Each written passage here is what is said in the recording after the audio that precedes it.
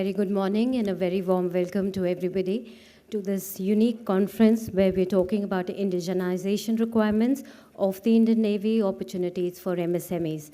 May I request our dignitaries for today to please join us on the dais.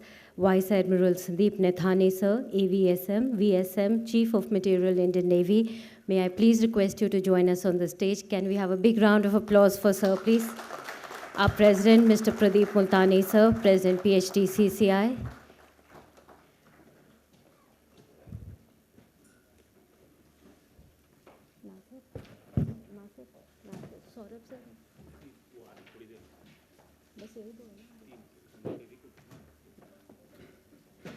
And may we also request Colonel K.V. Kuber, Director, Aerospace and Defense, Ernst & Young, to please join us on the dais.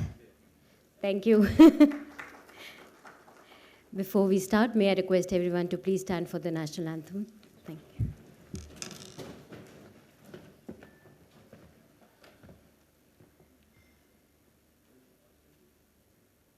Jana Gana मन अधिनायक जय हे भारत भाग्य विधाता पंजाब सिंध गुजरात मराठा द्राविड़ उत्कल बंग विंध्य हिमाचल यमुना गंगा उज्ज्वल जलधि तरंग तव शुभ नामे जागे तव शुभ आशीष मागे गाहे तव जय गाथा जन गण मंगलदायक जय हे भारत भाग्य विधाता जय हे जय हे जय हे जय जय जय जय हे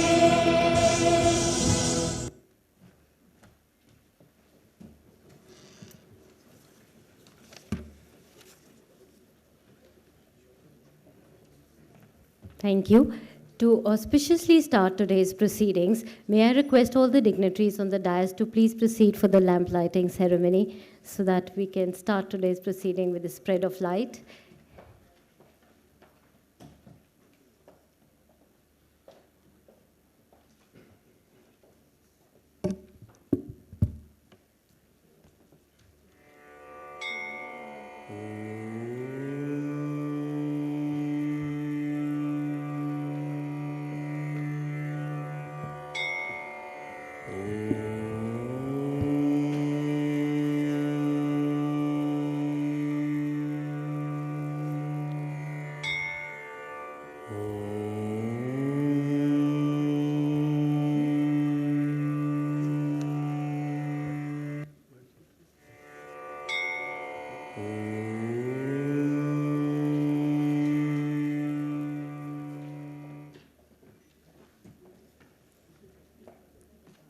Thank you, sir.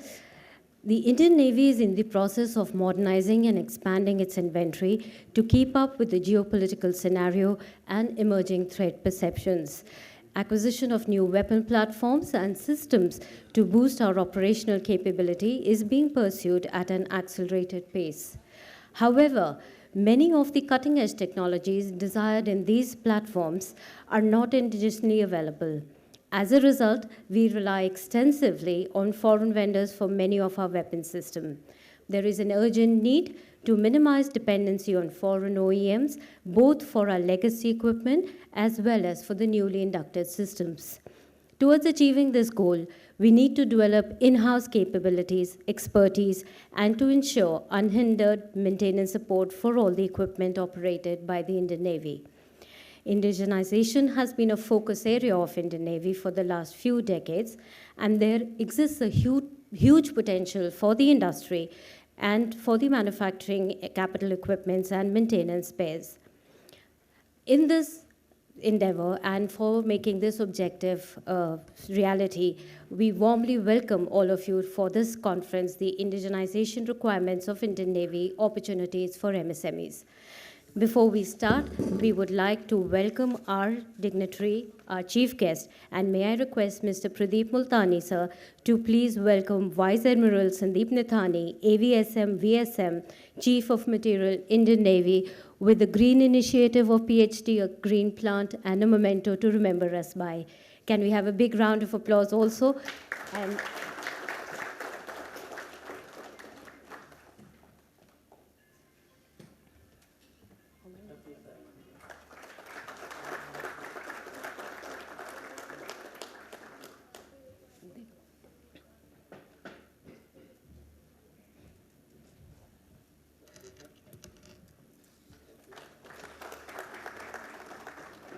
now, may I request Mr. Sandeep Naithani, President PhD CCI, to please give his welcome remarks.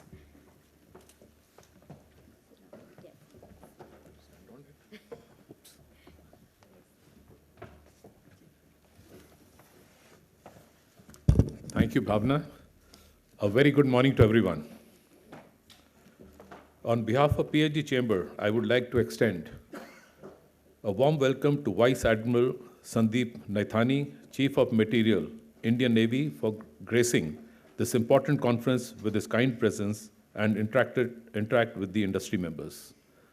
I also take this opportunity to welcome Rear Admiral K. Srinivas, Assistant Chief of Materiel, Modernization, Indian Navy, Commander B.P. Singh, Commander Indigenization, Indian Navy, Commander Srinivas, I hope I'm not reading it twice, but Commander Srinivas, Commander Indigenization, Indian Navy, Commander Deepak Kota, Commander Indigenization, Indian Navy, Mr. Satish Bharatan, General Manager, Larsen and Toubro, Mr. Sushil Agarkar, Senior Vice President and Business at Godrej Precision Engineering, Captain Nikunj Parashar, Founder, Sagar Defense Engineering, Colonel Rajneesh Akhori, Vice President, Business Development, TARDID Technologies Private Limited, Mr. Ajay Rajawat, Project Director, RRU, Shashastra, DIIS, Colonel K.V. Kuber, Director, Aerospace and Defense, Ernst & Young, Colonel Saurabh Sanyal, Secretary General of PhD CCI members, and friends from the media. I'm also extremely delighted to welcome all the industry members to this meaningful and timely industry interactive conference and B2B meetings on indigenization requirements of Indian Navy and the opportunities for the Indian industries, especially the small, medium enterprises. The key highlight of this conference is that we have organized for one-on-one meetings of the industry with the naval officers, where the industry can directly interact with them on their indigenization and modernization requirements. PhD Chamber of Commerce and Industry has been working as a catalyst for the promotion of Indian industry, trade, and entrepreneurship for the 117 years. It is a forward-looking, proactive, and dynamic pan-India apex organization.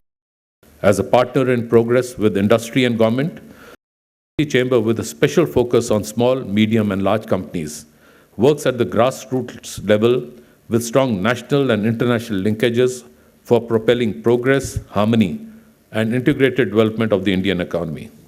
PhD Chamber reaches out to more than 150,000 companies.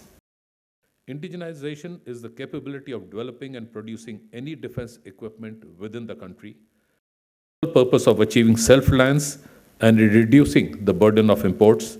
And of course, once we start manufacturing, we also have great potential for exports. Self-reliance in defense manufacturing is one of the key objectives of Department of Defense production. As far as the indigenization is concerned, we have to take the first steps first, where we have the in-house capability to manufacture the materials, components, and assemblies. The Indian Navy has been in the forefront in indigenization of its platforms, systems, sensors, and weapons. In the field of indigenous development of naval armament, Indian Navy had adopted a two-pronged approach. Firstly, it was self-reliance, which has helped in harnessing potential of DRDO establishment and industries.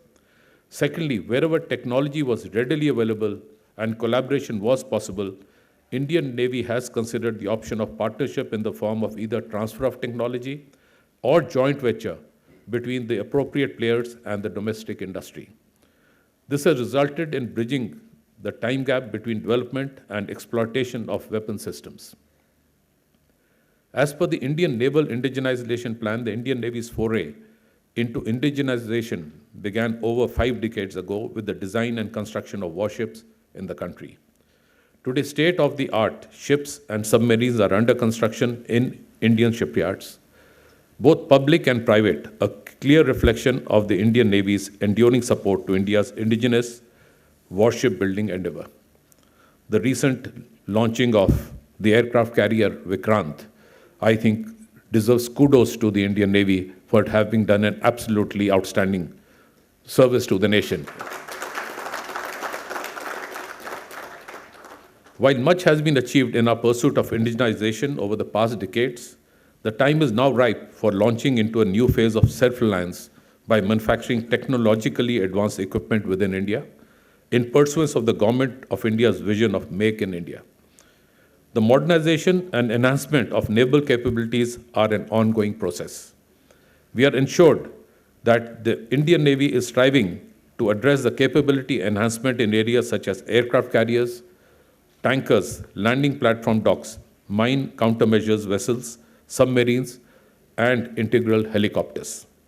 Indian Navy is also enhancing surveillance capabilities through induction of long-range maritime reconnaissance aircraft, integral helicopters, and high-altitude, long-endurance aircraft, or remotely piloted aircraft.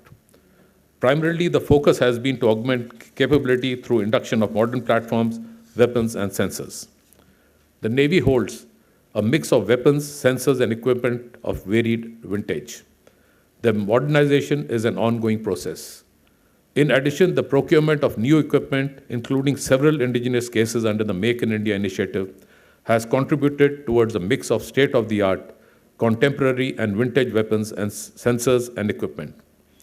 I hope this meaningful and timely platform will prove to be an appropriate forum to discuss and deliberate upon the issues of modernization and indigenization of Indian Navy, and we also hope to cull out good and implementable suggestions for the benefit of the Indian defense industry. I may mention that the importance of indigenization and self-reliance has become more acute and needs immediate attention looking at the Russia-Ukraine war. I think India has the capability to do each and everything possible. And like I mentioned, the launching of the aircraft carrier Vikrant is definitely a very big honor to the Indian Navy, and kudos to them again. With this, I would only say one looks forward to hearing our esteemed dignitaries and panelists, and we look forward to India becoming a leading, firstly, self-reliant India in defense production, and also a leading exporter of defense equipment to the other countries in this world. We welcome you once again. Jai Hind, and God bless us all.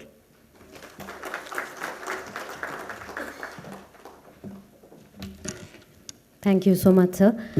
Now, to set the theme for this conference, it is our pleasure to invite Colonel K.V. Kuber, Director Aerospace and Defense, Ernst & Young, to please come and give his address. Sir.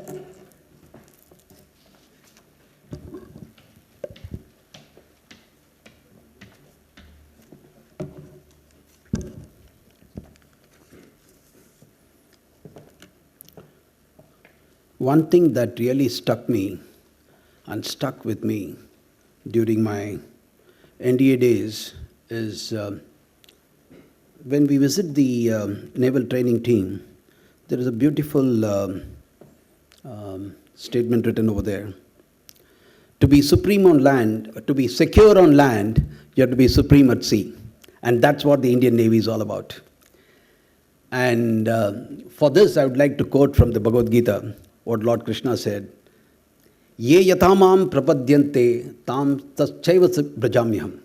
What he says, Ye yatamam prapadyante, the way you think of me, tam taschaiva, in the same manner, I will manifest myself. You just have to think about the Indian Navy and it will manifest itself in the Indian Ocean, Arabian Sea, and protect us from all possible things. Admiral Naithani, sir, Admiral Srinivas, senior officers from the Indian Navy, captains of the industry. I see Mr. Sataj Singh and some tall leaders in this forum. Ladies and gentlemen, it is my pleasure to talk to you and give about a theme address. Indian Navy embarked upon the development of shipborne systems through two routes. One, to harness the research and development potential at DRDO, and the other, transfer of technology to the Indian partners. Over a period of time, while the technology absorption has matured in certain areas, a gap still exists in the development of critical technologies, system engineering, materials, high-tech components, weapons, and advanced manufacturing processes. The Indian Navy has acquired adequate expertise in hull design, construction of various types of warships, in the field of propulsion systems, bearing marine gas turbines and propulsion diesel engines, which I think they're taking a very great leap forward, and related auxiliaries. Support services like air conditioning, refrigeration, production capabilities are available in the country. Navy is reasonably self-sufficient in power generation and distribution systems, communication systems, combat management systems, sonars, and electronic warfare systems. Indigenous development in weapons and their control systems, such as sensors, radars, fire control systems, fall much below par and need to be pursued with vigor, and that's what the Navy is doing today. Some design capabilities and to some extent the production base drive towards considerable performance enhancement, and these are required in the field of underwater weapons, sensors, multifunctional radars, IT-based systems, and others. In the float category, it encompasses all the materials, equipment, and systems associated with hull structures. In the move, it encompasses the propulsion system, power generation, diesel, gas, steam turbine engines, alternators, associated control systems, integrated platform management systems, pumps, refrigeration plants, compressors, etc. In the fight, it encompasses all types of shipborne weapons, sensors, armaments that directly contribute towards the combat capability of the platform. They have a strategy. Indian Navy has got a strategy, and that is, at the system level, which includes the whole of a system, is primarily based on the NSQRs, the Naval Staff Quality Requirements, and due to the ab initio development and inherent complexities, these are typically developed by DRDO. It could be in a DCPP mode, it could be in a make route, make one, and you would have seen that recently, not more than 3 months ago, Navy launched more than about 100 of these programs for the industry. At subsystem level, which is the second level, these subsystems form part of the individual systems, and these are indigenized based on the specifications generated by the Indian Navy. Indigenization at this level is undertaken in the combination of DRDO and industry, depending upon the complexity of the technology involved. At the spares level, which is the third and a very important aspect of indigenization and DOI, let me put it on record, I've been interacting with the DOI for more than about 2 decades, since the time I was the director of the capital acquisitions in the MOD, and my experience with the Navy goes that they have been very aggressive with the industry, very friendly, and extremely cooperative in bringing the industry on board. And these are indigenization, sustenance of inventory through regular replenishment of spares, low technology, fast-moving items which can be directly indigenized by the industry, and so many have been done till today. In the recent past, indigenization was focused on import substitution through reverse engineering, and this method, though helpful in management of existing inventories, Indian Navy remains saddled with decades-old technology, and therefore the strategy is primarily focused on technology development in gap areas rather than requirement-based indigenization. That is a strategy to carry out technology leapfrog. Indigenization is primarily undertaken by 3 agencies: the Directorate of Indigenization, the Directorate of Air Projects and Plans for the aviation systems, and the Directorate of Armament Production and Indigenization for the armament systems. Some of the items which are being imported in the float are the arrestor wires, aircraft lifts, replenishment at sea operations, composite superstructures, composite foldable aircraft hangar doors. In the move category, it's the gas turbines, main propulsion, diesel engines, shafting, propellers, CFC, and all that. While we talk of all this, I have noticed that when IAC Vikrant was commissioned, it was the HAL initiative of taking on the LM2500, and those are the LM2500 engines that are presently moving the IAC Vikrant, and that's a pride for the country. In the flight category, they've been importing the surface-to-air missiles, the surface surveillance radars, which is a buy and make Indian program, which is in progress, and air early warning radar, which is also a buy and make Indian program, which is in progress, satellite communication systems, aviation control suits, fire control systems, mine hunting, light and heavyweight torpedoes, towed array sonars. We are still waiting for the torpedoes to be signed off. We are, I think the CNC has been held and the L1 declared, and very soon we would see probably the naval group coming up with the torpedoes. I think we're just waiting for something to happen over there. Indigenization in the float category is 90%, in the move category is 60%, in the fight category it's 50%. So what is the opportunity? Most systems are indigenized by the DPSUs. You must have seen those 780 items that have come out. Some of them may appear rudimentary, but rudimentary are those which actually have been imported over the years, and therefore there is a lot that we need to do in those items. Indigenous development, licensed production of diesel engines, gas turbine prime movers, reduction gear, some gearboxes. Elcon is doing something under a joint venture with Renk, Germany, and Walchand Industries, DCNS, Naval Group. They're all putting their heads together in doing a lot of indigenization in the country. There exists a need to initiate indigenization equipment and spares to attain self-sufficiency, and that's what we're going to talk throughout. Indigenization of indigenous equivalents, sources of 18 chemicals and consumables, 16 types of mechanical seals, General Seals, Messrs. General Seals from Mumbai has also been initiated with them. Identification of equivalents for Russian origin bearings like ball, roller, single row, etc. With Bharat Trading Corporation has been initiated.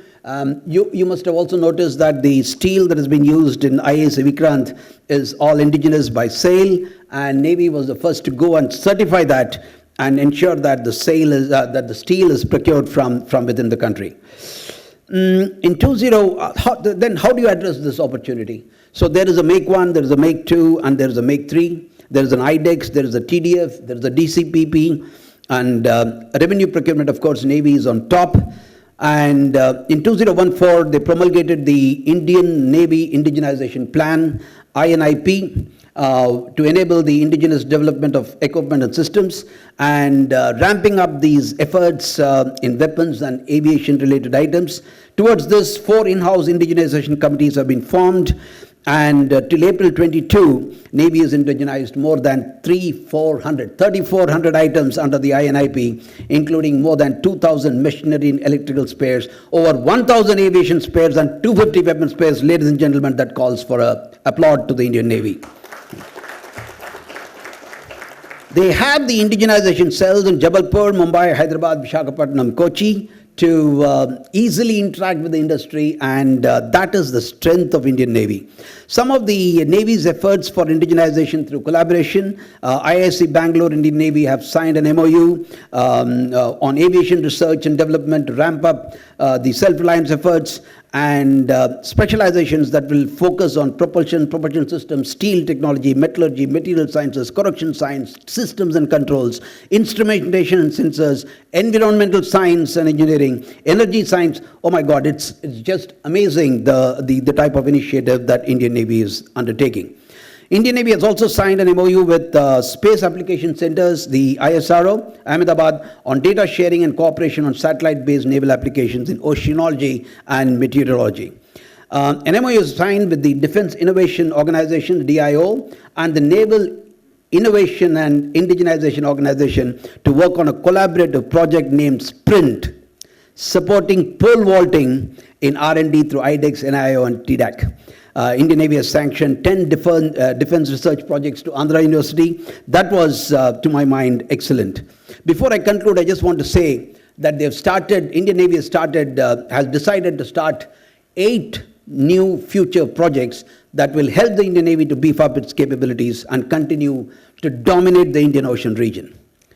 The Indian Navy plans to procure 3 cadet training ships, 6 next-generation offshore patrol vessels from Indian shipyards, 4 mine countermeasure vessels, MSMEs. Overall, it will be 12, for which an RFI has also been issued through Goa Shipyard, 8 next-generation corvettes, which will eventually replace the Kukri-class corvettes. CSL will be building the 6 next-generation missile vessels with the latest BrahMos anti-ship cruise missiles and will be delivered in the next 5 years. 2 landing platform docks, 5 next-generation destroyers. P-75I, of course, is progressing very well. The first program, we only hope and we desire to see this program culminating, because that is the hope for the private sector to actually come in. HSL will build about 5 of the 45,000-ton fleet support ships. And, of course, we know Taragiri, the 3rd stealth frigate of the Indian Navy, of the Project 17A, P-17A, was launched in Mumbai on 11 September 2022. I've done a small analysis, and I want to read that out. I've been seeing, we have been in Ernst & Young, what we do is we keep seeing the tenders that come out on indigenization, and I'm so happy and proud to tell you today that in the month of July, there were total about 98 of these tenders that came out, and out of 98, 90 of them have been open tenders. There were only few single tenders, and a couple of them were limited tenders, mostly on hydraulic units, EOIRST systems installation, hourly routines, construction of naval air station. Karwar, of course, was the biggest. Then the radar spares, OC plant spares, OBMs, valves, TACAN, simulator for the TACANs, SMEs, P&I, laser rangefinders, MH-60R, fabrication of cells for the MH-60R. So MH-60R has been delivered. They've already started fabricating the cells for the MH-60 Romeo. I think that speaks very, very loud and clear of the intent of the Indian Navy. In July, there were 27. The 1075 spares, the handheld lasers, the laser rangefinders, the air compressors, MRO for the engine controls, the helos, the valves, manometers, main engine spares, plant spares, exhaust valve, etc. In August, we had about 20 of them, which talks about the spares for the BrahMos, which came from the Western Naval Command, single-arm davits, rear auxiliary equipment monitoring systems, overall of the alternators, dome camera, electric actuators. So if you see, if I were to put a guesstimate on the type of business that could be generated to the industry, and here we are talking, this small little parchi talks about the small and medium enterprises, I would look at something close to 100 to 150 crores every month. And if I were to put it in the 3 months that I've done the analysis, we are talking about close to 400 crores. Ladies and gentlemen, thank you very much.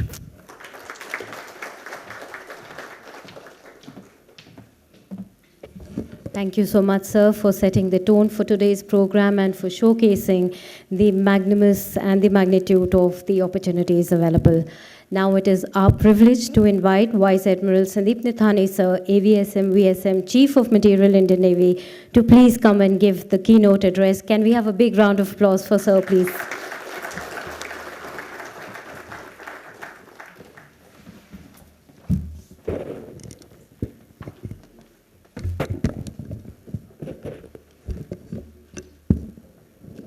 Good morning, everyone. I'm very happy to be here today. Actually, there's one more seminar going on somewhere else.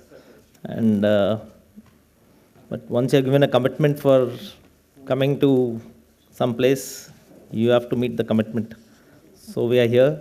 The whole naval fraternity of Indigenization is here. At the outset, let me appreciate the efforts made by PhD CCI over the past few years to identify areas of mutual interest in developing equipment and technology, as also to encourage participation of the Indian industry, MSMEs, and startups in the Navy's indigenization program. Such efforts, when viewed in the context of the larger maritime strategy of the country and national vision of Atmanirbharta, offers a unique opportunity for the industry in contributing to the transformation of the Navy. Now let me take you through a short historic journey of the Indian Navy vis-a-vis Indigenization. Our Navy has always been in the forefront as far as indigenous defense production or in-house self-sufficiency is concerned. And this is not from our generation, it is from 4, 5, 6 decades ago when our pioneers focused on indigenization. So as I go ahead, you'll realize what was the vision of our pioneers and how they promoted indigenization. It was much before this thrust on Make in India and Atmanirbharta. In the 60s, we realized the necessity of in-house ship designing, which ultimately led us to set up our design organizations in 1964, now called the Warship Design Bureau and the Directorate of Naval Design of Submarine Design, SDG. We started building our own ships since then, slowly graduating to multi-weapon, multi-sensor destroyers. Today, as was brought out earlier, this organization has delivered our own aircraft carrier commissioned by the Honorable Prime Minister on the 2nd of September. I was involved in this project, and I was very proud to see that when the ship sailed for the first time from CSL, it went to full power. I've seen many trials of ships. When ships sail for the first time, they come back after some defects, but this one went to full power. As was brought out earlier, they have LM 2500 engines, and it was an astounding effort of the whole ecosystem, right from design to CSL, all the MSMEs involved, the whole industry involved, that the ship sailed and came out with flying colors, finally culminating in the commissioning of the ship. So one was setting up the design organization. There's one more aspect which we tend to forget, is the manpower aspect as far as the naval constructors are concerned. So naval constructors are a very limited resource in India. If you see the design houses in India for warship building, there are very few. The major chunk of naval designers are in the Navy. And that has happened because over the years, we have concentrated on training our naval constructors. They're trained in Cochin, and there's also a diploma in IIT Delhi, which they are given. I think the course is about 1.5 years. And it is run by the Navy under the aegis of IIT Delhi. So this we should realize, if we want the country to progress, we're aiming for Atmanirbharta, we have to start from the beginning and see that we have a talent pool, the training is done. Similarly, we have, it's for all of you, we have a lot of naval officers, short service and permanent commission, who leave after some time of service. They are a valuable commodity as far as industry is concerned. You can just grab them, take them, and they will do wonders. Wherever I have seen, they've done wonders to the industry. Naval constructors anyway are picked up by companies in India and abroad, so you can keep that in mind. In the 70s, when we felt there was a need at developing, integrating, and maintaining a multitude of sensors, communication systems, networks, etc., we had, at that time, we had all these equipment of combat systems, sensors from different, diverse origins. They were from Italy, from France, from Russia, and there was no agency in India who could integrate them. So again, our pioneers, our visionaries set up an organization called WESI, Weapon Equipment and System Engineering Establishment, which delivered, and we could have systems. If you see our systems earlier of Ganga, those ships which are there, which are decommissioned now, they had systems of different origins. All the interfacing, all integration was done by this organization called WESI. Today, it is delivering combat management systems, link to the data link systems, communication networks, SDRs, IT security, cyber security. They're involved in all these activities which are now niche technologies which we want to have it in our country. Combat management systems, we want to have it from here. We shouldn't buy it from someone from abroad. Communication systems, anything to do with cyber security, anything to do with cryptology. All this is being done here, and WESI is the coordinating organization. So any of the MSMEs who are who want to get into this can visit VESI, can through DOI, and we can take your help.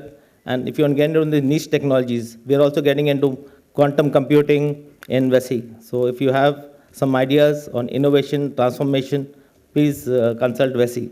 Most of the work through VESI is done through Bharat Electronics, and now we are also using industry. TSL, Tata are also making a combat management system for us, but there are many such industries who have now come in contact with VESI to help us in getting niche technologies. When the DPSUs and DRDOs started delivering indigenous equipment for our platforms, the Navy felt the need to bridge the gap between the manufacturers and the domain experts, so that what gets designed and rolled out matches the requirements at sea. For this, we set up Naval Technical Groups, or NTGs, which closely associate with the DPSUs from project conception till trials and induction and upgrades.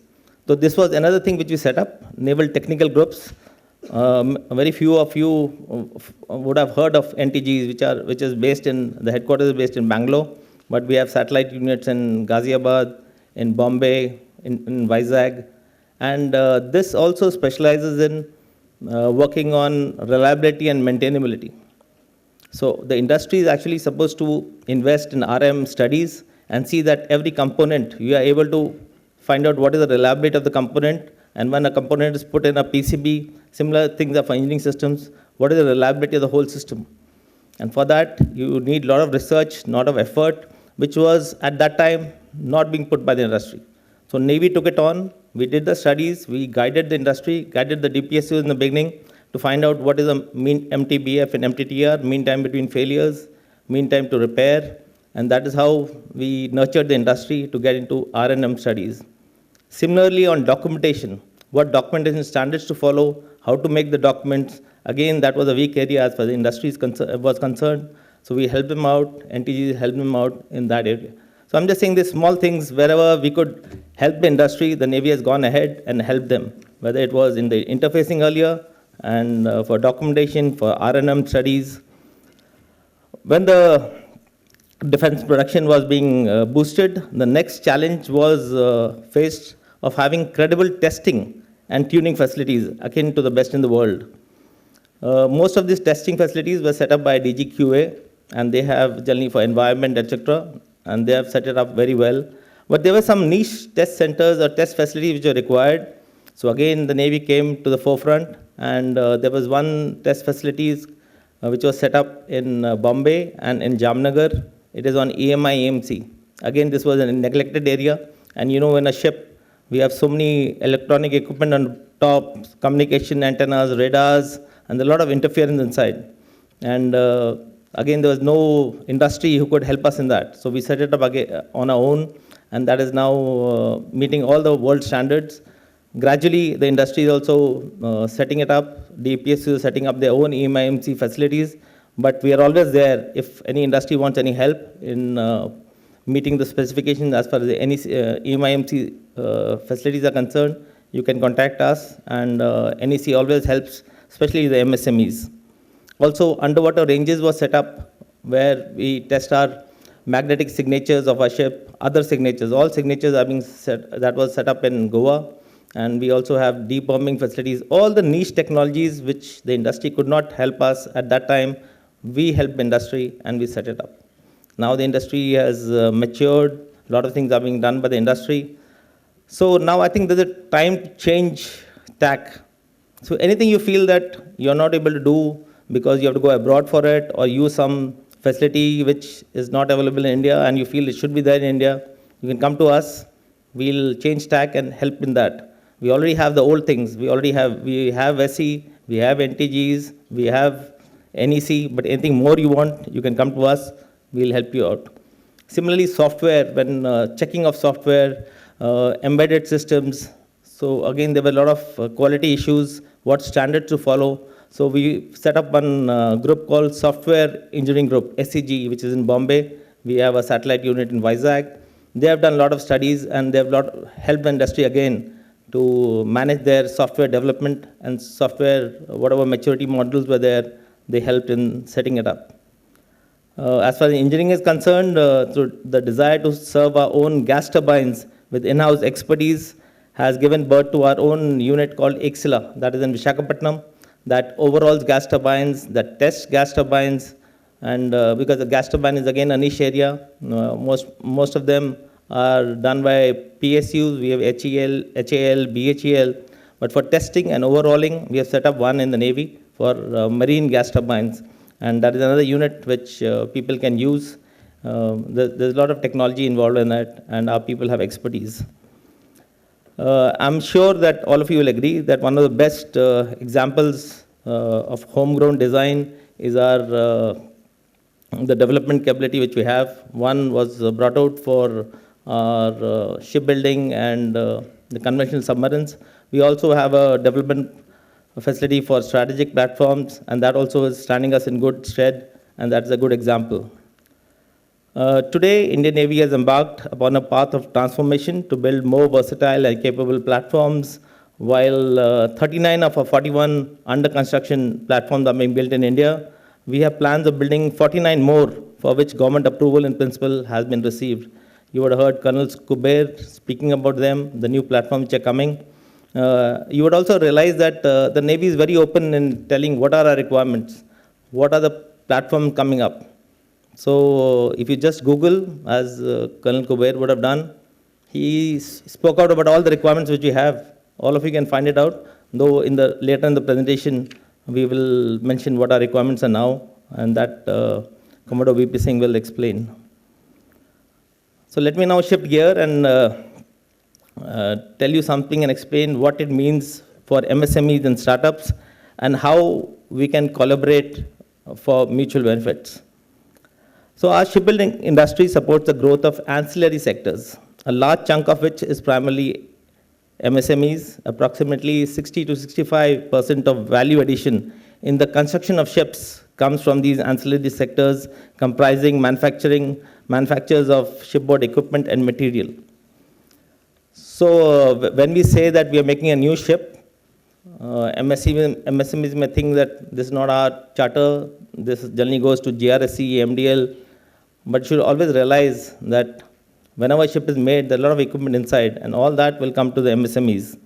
As per as the KPMG report of, I think, November 2020, the shipbuilding industry employs 8 times the labor as compared to a commercial vehicle industry, 5 times that as compared to civil construction, and nearly thrice that of heavy engineering.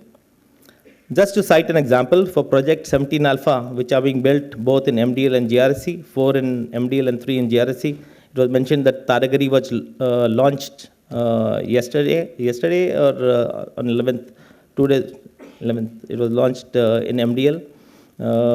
So the anticipated increase in direct manpower requirements here for 17 Alpha project is anticipated to be about 3,000 plus. That is creation of direct jobs at the shipyards, as per the CCS paper. As per the KPMG report of November 2020, for every 100 direct jobs created at the shipyard, there are 439 jobs created at the ancillary sectors. This would imply creation of approximately 1.3 million indirect jobs as an ecosystem to the shipbuilding program, a substantial contribution towards nation building.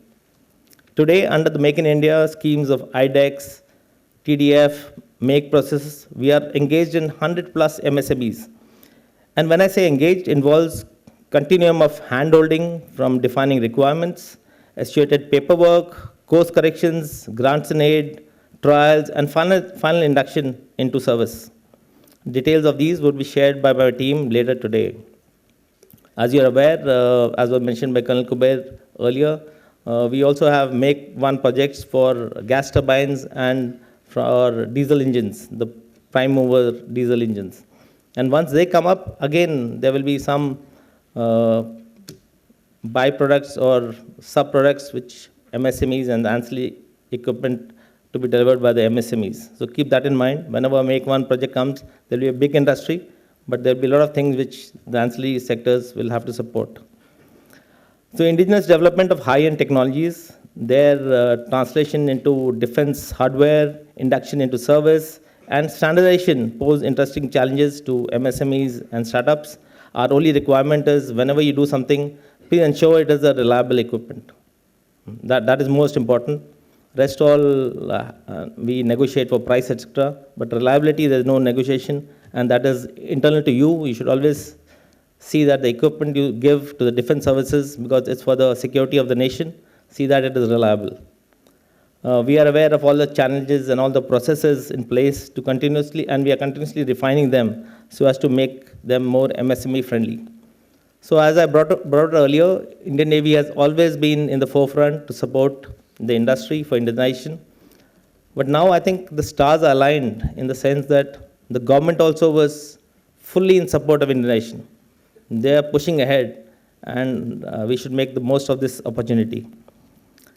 Development of naval equipment is inherently complex with stringent specifications, diversity of systems, system integration requirements, onboard quantities are less, and keeping this in mind, our business models with MSMEs are kept different from those with big corporate houses.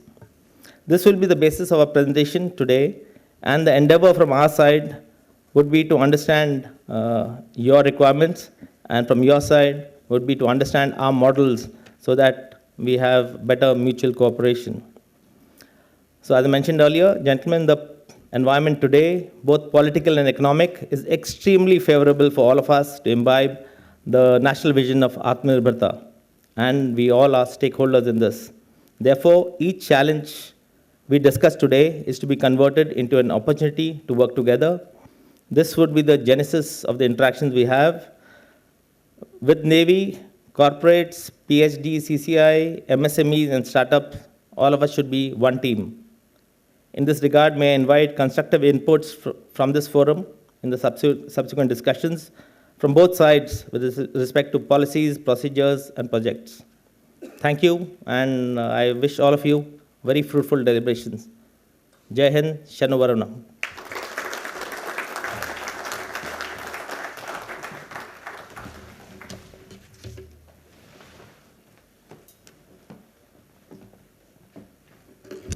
Thank you so much, sir, for painting a very positive picture, and I think today's discussions will give you all the more reason to take the mutually beneficial business forward. Now, may I request Mr. Saurabh Sanyal, our Secretary General, PhD, CCI, to please give the concluding remarks and the formal vote of thanks. Thank you, Bhavna. Morning, ladies and gentlemen. On behalf of the PhD Chamber and on my own, I extend my sincere thanks to Vice Admiral Sandeep Naithani, AVSM, VSM, Chief of Materiel, Indian Navy.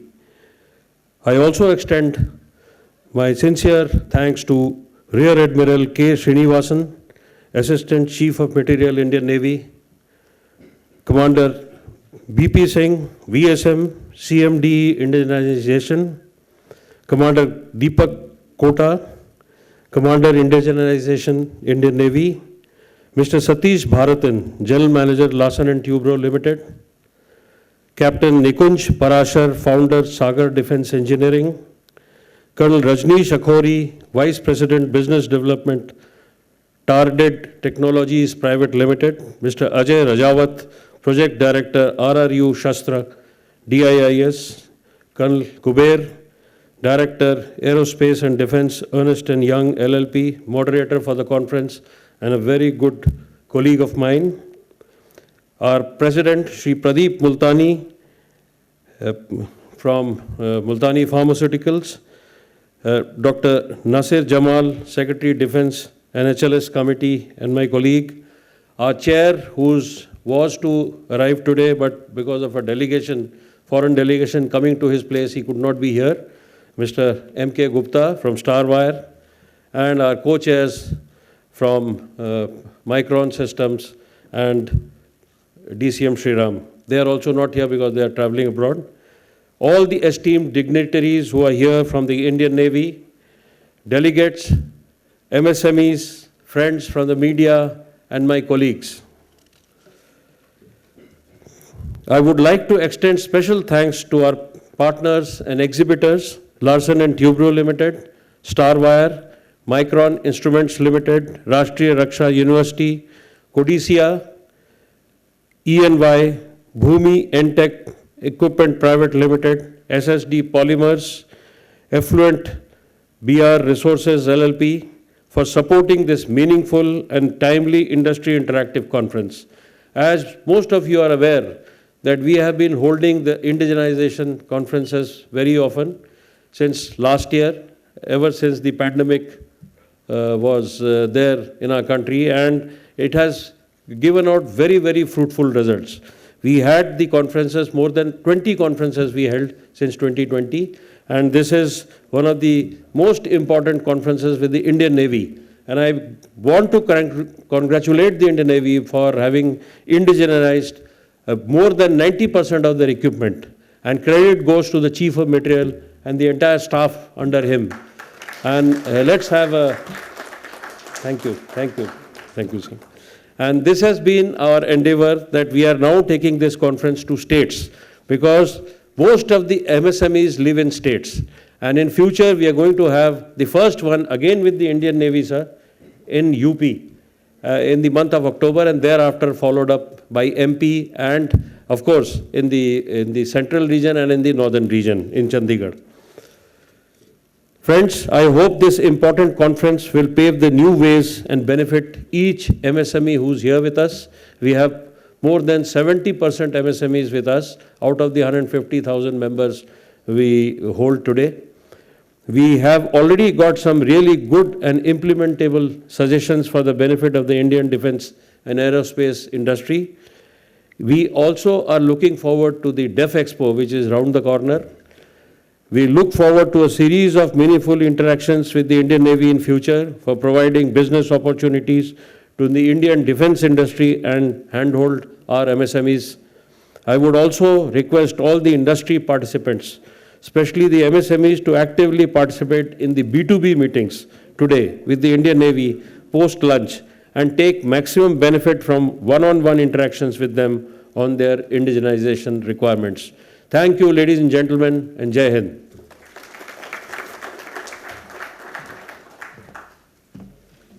Thank you so much, sir. May I request the dignitaries to please come forward for a group photograph?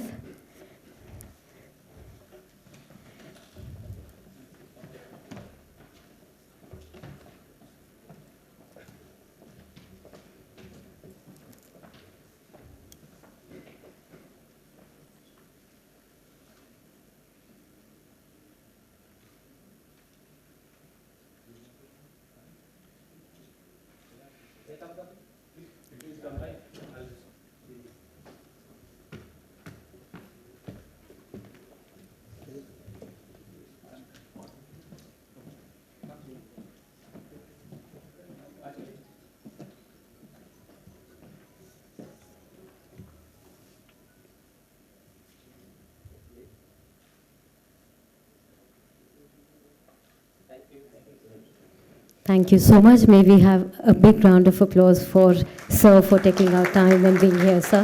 Thank you.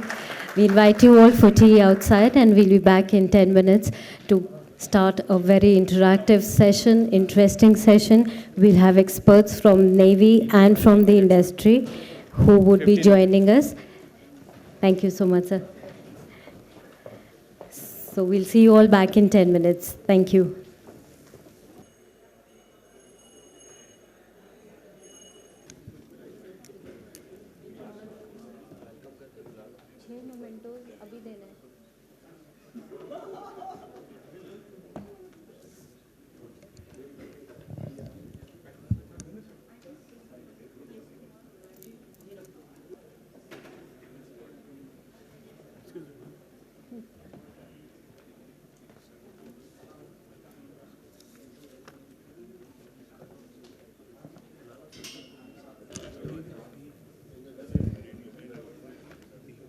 को मत बुलाना ऊपर, ठीक है? बाकी सब colonel के भी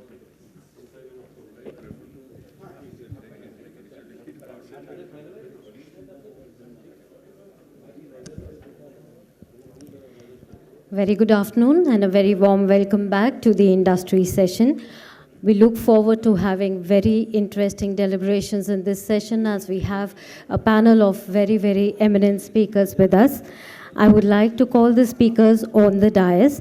So may I request Colonel K.V. Kuber, Director Aerospace and Defense, Ernst & Young, who's going to be moderating this session, to please join us on the dais. Commander Deepak Kota, CDR Indigenization, Indian Navy. Can we have a round of applause for all the panelists, please? Mr. Satish Bhartan, General Manager, Larsen & Turbo Limited. Captain Nikunj Parashar, Founder, Sagar Defense Engineering. Colonel Rajneesh Akori, VP Business Development, Target Technologies Private Limited. And Mr. Ajay Rajawat, Project Director, RRU Sastra DIS.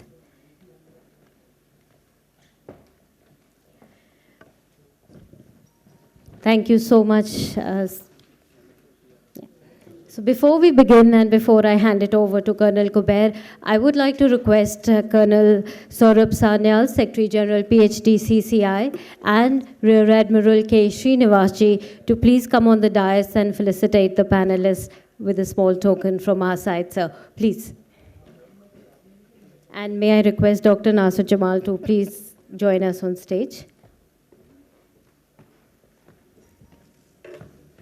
This is just a small token to remember us by.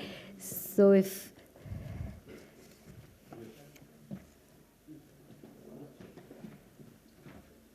I think our experts deserve another round of applause, please. Thank you very much.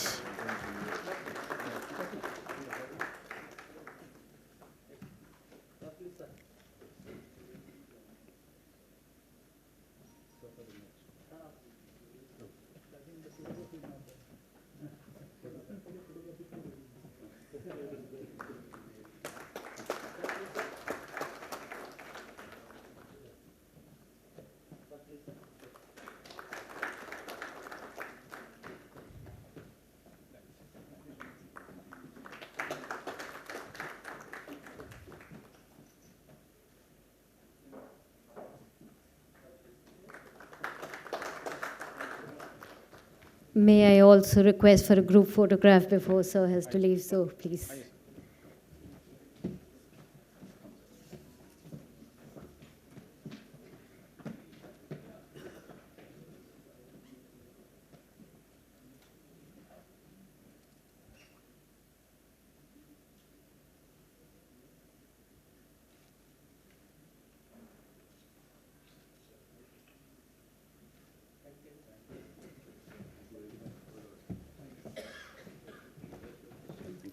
Thank you, sir.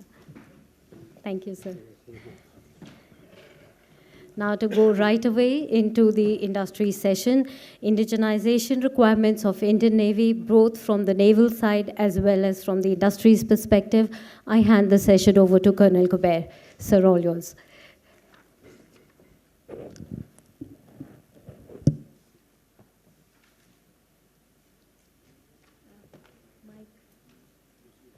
Hello. Yeah. So, ladies and gentlemen, we are into a very interesting session now. And this panel is going to tell us numbers. Because we've heard enough about walls and, INS Vikrant and Vikramaditya and all the ships that are sailing in the Indian Ocean region. I think it's time for us to talk about what exactly an MSME will get and what exactly are we expecting from the MSMEs. So I would like to reiterate what I've been saying the last about 15, 16 years since the time I started this, since 2005 I can say. If India lives in villages, industry lives in MSMEs.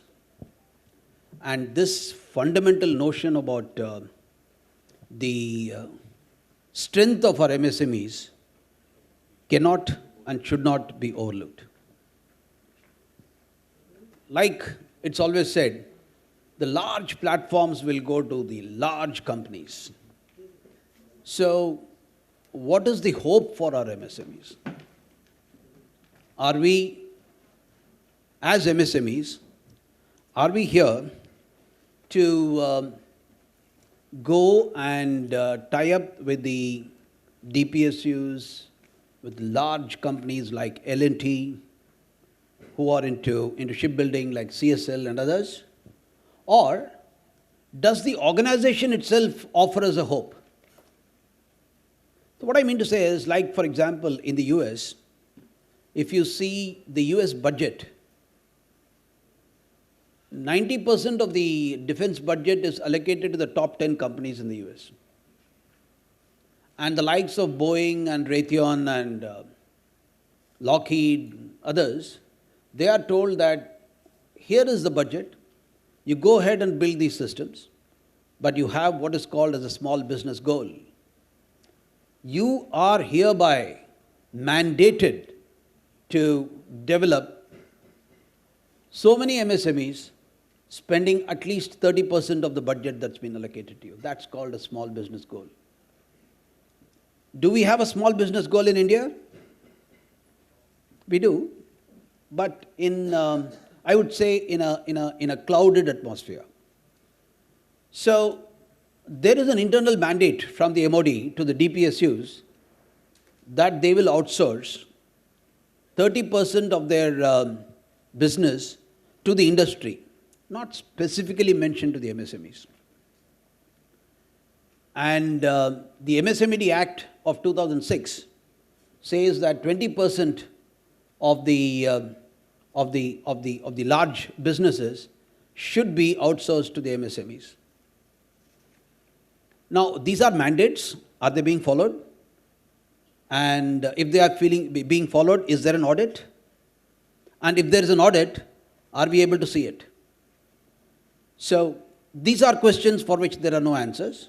I've been trying to find answers to these for a very long time. And all that happens is an advisory which comes from the MOD. And I think it's time for us to do an audit and also ensure that our MSMEs get their due. When I talk about MSMEs getting the due, I want to just mention just one small aspect of the whole thing. And that is, there are 358 items that have been reserved for the MSMEs under the MSMED Act. Does any one of you know about this? Or how many of us know about this, that there are 358 items reserved? None of us know about it. There are a few who know about it. Sir, may I request your indulgence, please, because this is a very important aspect. Yes, sir. If you can say, what are we really serious about these 358 items? The list of items is given in the DPN, right? But if you go through that list, you will realize that they are very, very simple items. Like ropes, etc. So it's not a very worthwhile list.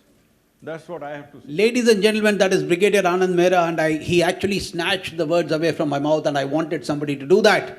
And if you see those 358 items, it is a shame that we are having 358 items listed under the MSMED Act. It talks about label pins, it talks about tapes, it talks about...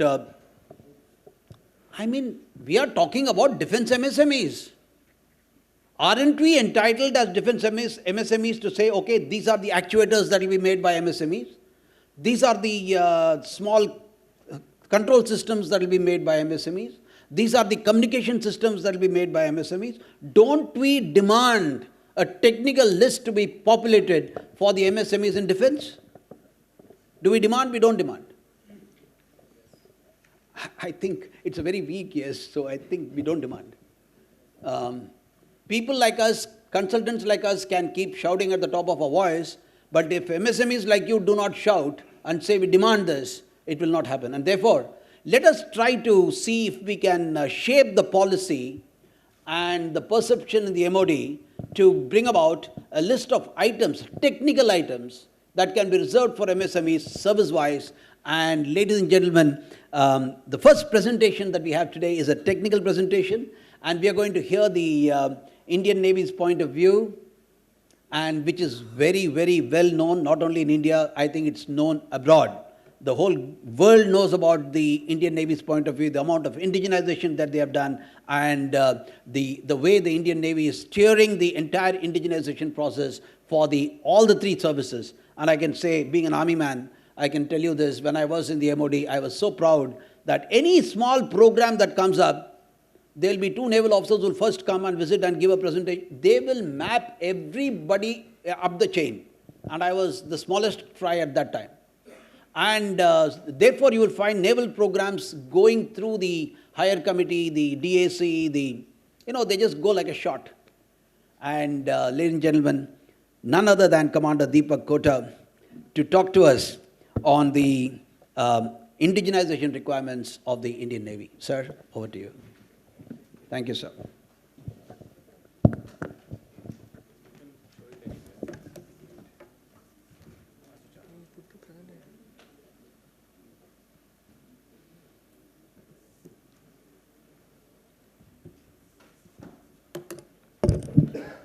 Very good afternoon. Thank you, Moderator Sir, Colonel Kuber, Admiral Srinivas Sir, senior officers present, and the captains of the industry. Now that we have warmed up to tea and a lot of theme addresses, I will just take you through a 20-25 minutes presentations, giving you an overview of what all has been said and what we want and where we want you to partner with us. Saying that, these are the focus areas that we'll be speaking on today. Indian Navy shipbuilding program started in the 60s with INS Ajay, the first indigenous ship built in our own GRSC. Thereafter, we had this learning curve. That's why we've made this as a learning curve through complex design milestones in our steamships like Godavari, Brahmaputra, and the Kukri class ships, which are based in the western and eastern seaboards. Then we scaled higher peaks with the indigenously built Delhi class destroyers and the stealth class frigates of Shivalik class. Now we have also commissioned our first IAC. We are also partnering in the manufacturing of our Scorpion class submarines. So therefore, we have classically become from a buyer's navy to a builder's navy. And now we want to indigenize everything inside. So presently, in our future shipbuilding program, we have 38 ships, also excluding what we had commissioned yesterday, that 38 ships and submarines being built in various Indian shipyards. That means that many more million jobs and money that has to be spent in the next decade. Now, a classical warship, we talk of categorizing it as float, move, and fight. Just to categorize the equipment and the domain areas. So by float, we mean ship's hull and its equipment like the capstans, anchoring systems, davits, cranes. We have additional also, which will be coming in the later slides. In the move category, the propulsion machinery, power generations, and its auxiliaries. In the fight, we mean weapons, their sensors, command and control systems. As you see, the percentages have also been shown and the work done by DRDO and industry also have shown. So right from the start, we have partnered with the industry, and this is what the opportunity we need to take up further ahead. Now, why do we need indigenization? That is now known to many, but some of the major factors are obsolescence management, standardization, so throughout all our types of ships, import substitutions in the geopolitical area today, as you are all aware, induction of new technology to leapfrog into a better ecosystem, and enhancing life cycle support so that you have business for the next 10 or 15 years for that particular technology with the Navy. So therefore, the civil and military partnership is the only way ahead. Now, how do we formulate what we require? We at the headquarters as well as the government, we formulate the long-term integrated perspective plan. From that, we have a maritime perspective plan, which talks about 10 to 15 years of what we want.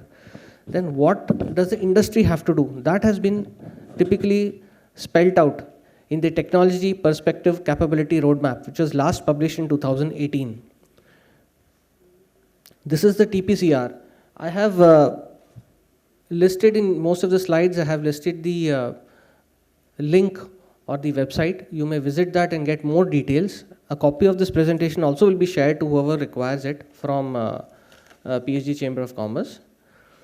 So from the TPCR, what we want the industry to engage is in CapEx, something which is not happening for the last many years in the defense industry. so that they involve themselves in newer technology, what we want in our latest ships which are being built. Further to that, as was spoken today by all the speakers regarding our gaps, we have done something 90%. What is that 10%? Those gaps are what we have published, and we keep renewing it or amending it depending on our ability and what we have capably and indigenized and fitted on our ships. We have published Swavalamban, then we have Naval Aviation Roadmap also. So you can go to these website links and also see what our requirements are. Now, how do we go about doing this procurement? These are also available on the net through DPM 2009 for revenue procurement. That means those equipment which are already as an inventory inside the Navy, and we want to upgrade them or renew them or get a better vendor, go about for obsolescence management, because we can't change the ship fit as such, but we can change that particular equipment. Example is like we have changed all the compressors, ref plants and AC plants to indigenized equipment, so that we have a life cycle support for the next 10-15 years. And the same industry again then partners for a future order for an upgraded version and a better version. The capital procurement, that is new induction, is done through the MOD powers through the defense acquisition procedure, which was promulgated in October 2020 as a fresh case, taking into consideration the stakeholders' views, that is all the industry champions' views, and from within the services also, to make it more simpler and better, and so that we get to this indigenization effort faster. Now, who all undertakes indigenization? That's the other question. Whom should we meet? Well, indigenization in Navy has been decentralized. It is, though internally we have a procedure and we have different levels, but you can reach out to whoever is nearest to you. At NHQ, at the Naval Headquarters, we've got directorates like DOI, Directorate of Air Projects and Plans, Directorate of Ammunition Production and Indigenization, and various other professional directorates who deal with these equipment and systems directly, other than DRDO. At the command level also, we have got financial powers to all the units. You can go to dockyards, air stations, headquarters, wherever Navy is present, to take help of doing indigenization or getting yourself registered. I have a slide on registration also. We can take some questions also on that. We have officers from the DQA also available with us today. Next is, what are the schemes that we are spearheading? The revenue route for indigenization, it uses Chapter 15. The major part of that is we will pay you for the indigenization of the prototype and thereafter give you a bulk order. Then the MAKE scheme, Technology Development and Fund by DRDO, and the Innovation of Defense Excellence, those IDEX schemes. These are basically for innovating and getting products with assured orders so that you can use your capacity and capability in a shortest time span. The revenue route is called revenue since we use the revenue budget, and as a general practice, it is used for the development of items already in our inventory as import substitutes, upgradation, development of some niche technologies, including transfer of technology. What does an MSME do in the revenue indigenization is as depicted here. The box which is dashed, that is the continuous hand-holding done by the Navy, the stakeholder of the Navy, and the MSME to get a reliable product in the fastest way. As on today, our local units have got a financial power of 1.5 crores. Some of these equipment in the last decade have been fitted, tried, tested in our ships and are available for bulk order, as shown in the slides, done through the revenue route. So not only major, but even minor equipment in large numbers, as was mentioned, 3,000 plus, have been successfully developed and are already now available as a roll-on plan. The next scheme is the MAKE scheme. Though the MAKE scheme was enlisted in the DAP or the DPP, it was earlier called since the early 2000. The fillip has come in the last 2-3 years, wherein we want to make it simpler.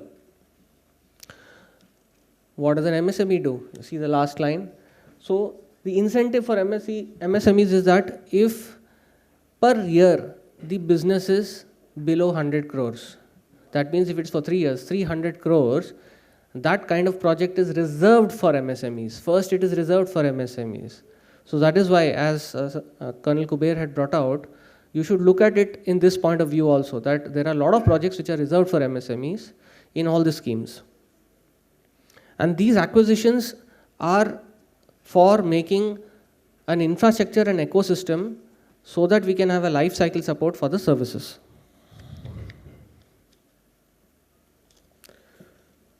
Again, the make scheme was thought of in different ways. So we said the fastest way would be the make 2 scheme, wherein there is no money given for the prototype development, but there are assured orders to the MSME sector. Then we said we have make 1 for a very complex project, wherein it is capped to only 2 players for 250 crores each for that, which is funded up to 70% of project cost for the prototype development for infrastructure and other items and design except land. Make 3, we said that if you have an OEM who has already invested millions of rupees and you want to only productionize the item which we require on a recurring basis, we said okay, we will use the same item but it will be made on Indian soil. So we coined Make 3 in the recent DAP amendment in October 2020. Here the design need not be done, so it will be a faster process.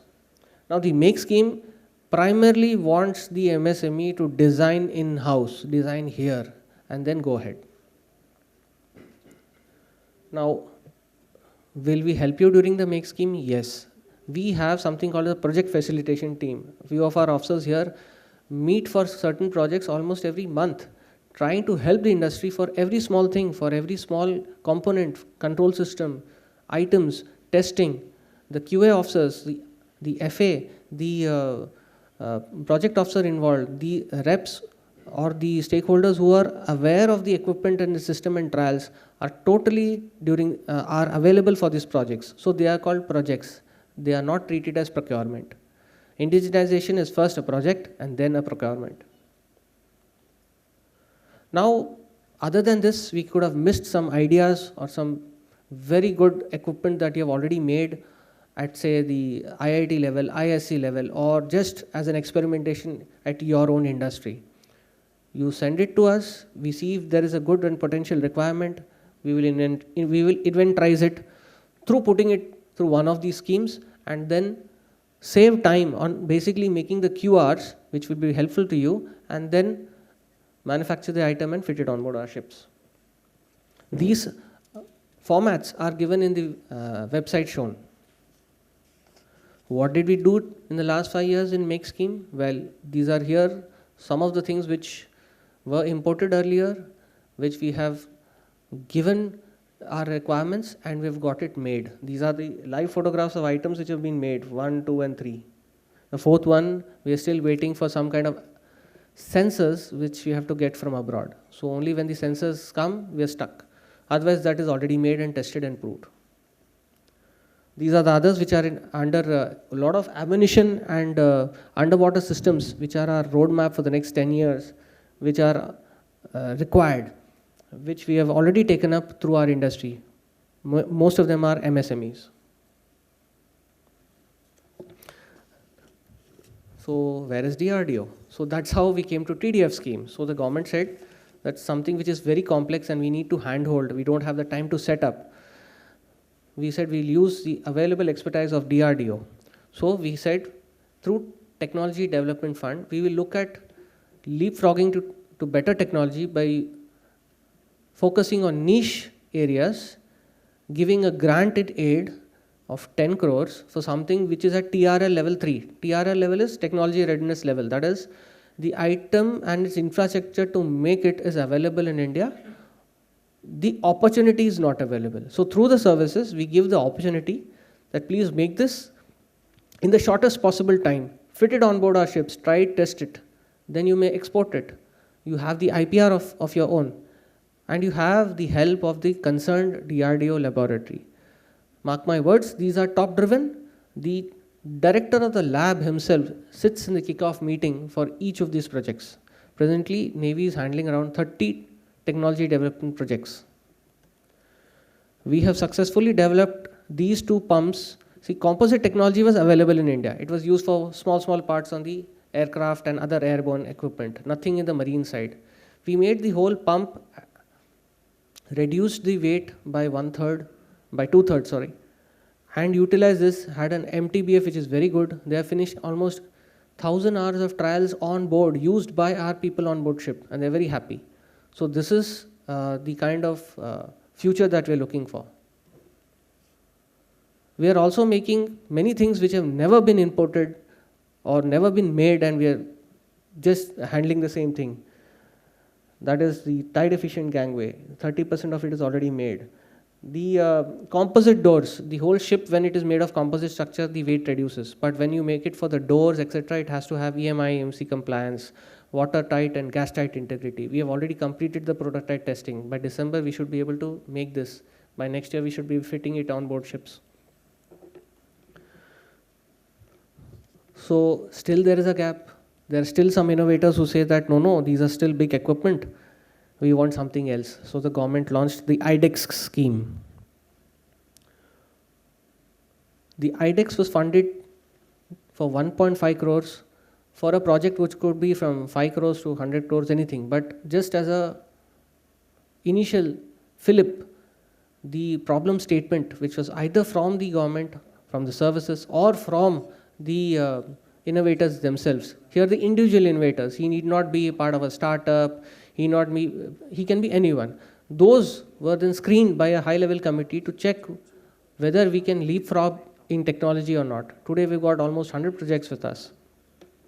And looking at the good progress in this scheme, the government has allowed 10 crore rupees to be given now as grant in aid for this. So we are looking at reaching out innovation hubs, startups and individual innovators. So instead of brain drain going out of India, they can be kept here and do some constructive work for us. Till now we have launched around 7 disc events. That is the startup challenges. We have also got open challenges, that is based on what the individual innovators can make. If we can use it, we take that. So out of that also we have like 3 challenges. Have we progressed? Well, yes. Captain Nikunj is here. He's delivered 180 numbers of the first one, unmanned surface vehicle, and he now wants to export it. This was made in a record time of, I think, less than a year. The other 3 equipment are in the final stages of manufacturing. Talking of all this, we can still, I would have covered only 2% of our gap. So now there are these slides. Again, you can take snapshots or they are also available. We will give you this presentation. I have just categorized it into different kind of domains because there are here people from different domains. So these are our requirements for the deck equipment.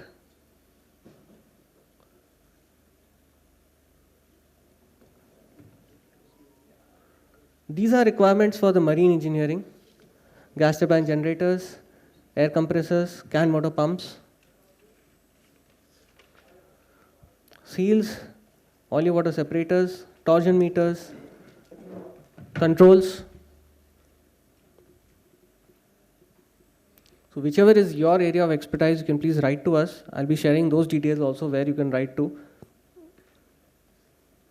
In the field of electrical systems, automatic changeover switches, accessories for the helicopters in flight, luminaries, motors of various capacities. When we go out to the industry, we have a large requirement of motors and we're still looking for vendors. And new generation electrical equipment.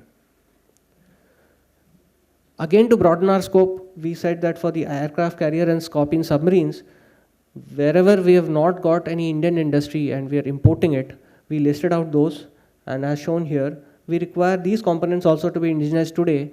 So tomorrow, after the first 5-6 years of operation, we are able to get these equipment on board. And these are specialized equipment, though you say heat exchanger, but it will be different from what is required on a ship and what is required on a submarine. So they are specialized as separate, they're different. A valve will be different on board a ship or a submarine or an aircraft carrier. The size itself will be different. Navy is not only about ships, we have our aviation and our submarine core also. I have tried to compile the whole naval aviation requirement just in one slide. It can go to many pages, and the naval aviation roadmap link which was shown earlier, you can please go to that and see all the small kind of equipments that we require. Presently, we are trying to look for starter generators. Semilac is still in the progress of making this with people. So if you have already made something or a smaller version, we are here for you. This is something which is required across the board for all the 3 services. Now we have the Directorate of Armament Production and Indigenization. They have a lot of ammunition. Other than what OFB is offering, we have many small and major equipment which need to be manufactured by you. All these are also published on our Srijan website, which I'll be coming to. And you can directly look at some of these with some more details on the SIDM website.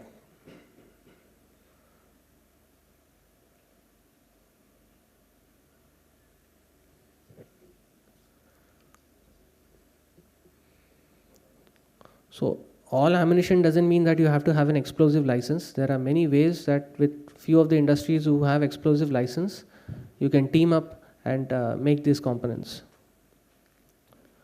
So what do we have in the end? It's still not over. We need to leverage these schemes so that we can meet 100% indigenization. We need to use niche and dual use technology. That is, earlier we all knew that even the computer was made first, even the Motorola was made by the people from the Navy or from the services, and then utilized, and in different forms we are all utilizing it. We want to do the same thing, make something for the defense forces and then utilize it for our civil world. And of course, our major requirement is life cycle support. We want to have business with you for the next 10 to 15 years.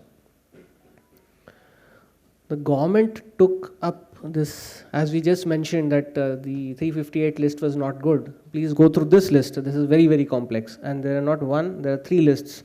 And the number of naval items are as shown. It's almost 100 numbers now, which are complex as well as small equipment are there. Still we said, okay, we can still leapfrog to future technologies. So under all these domains, we have our requirement. So if you have done something in this domain and it's not listed anywhere, please write to us. We will look at it and connect you up on this.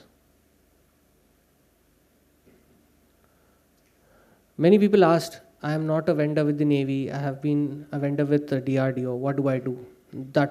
This slide answers that.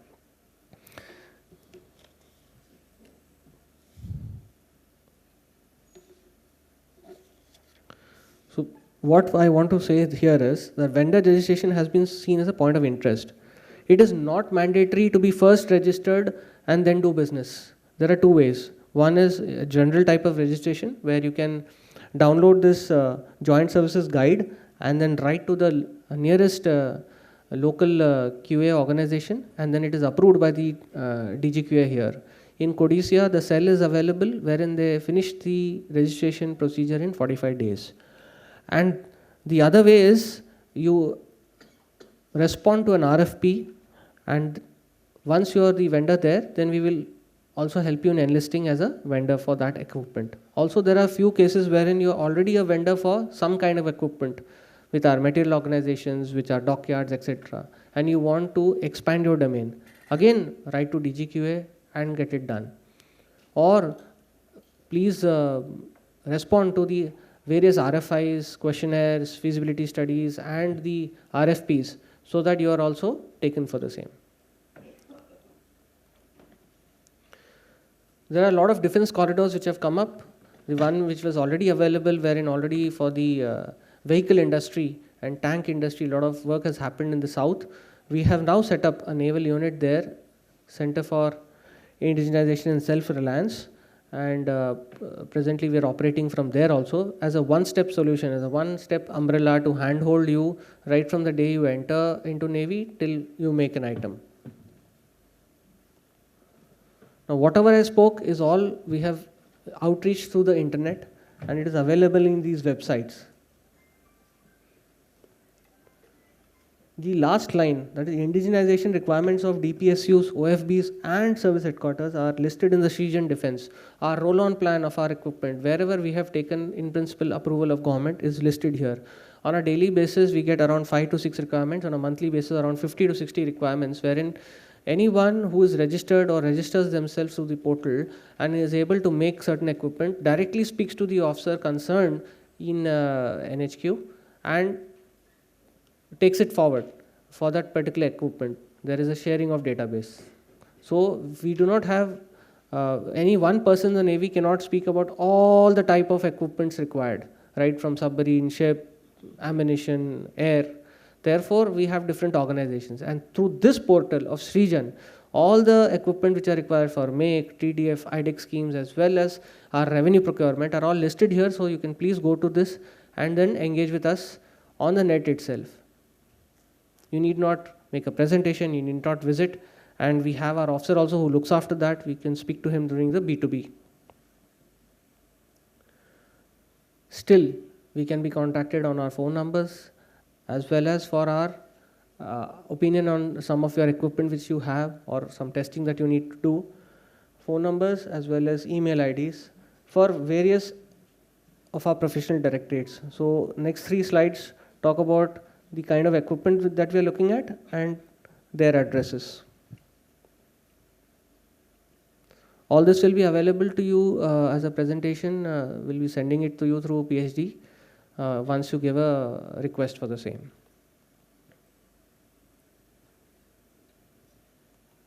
Now I'm open to any discussions on any questions to help you out. The rest we can also speak during the B2B. Yeah, please.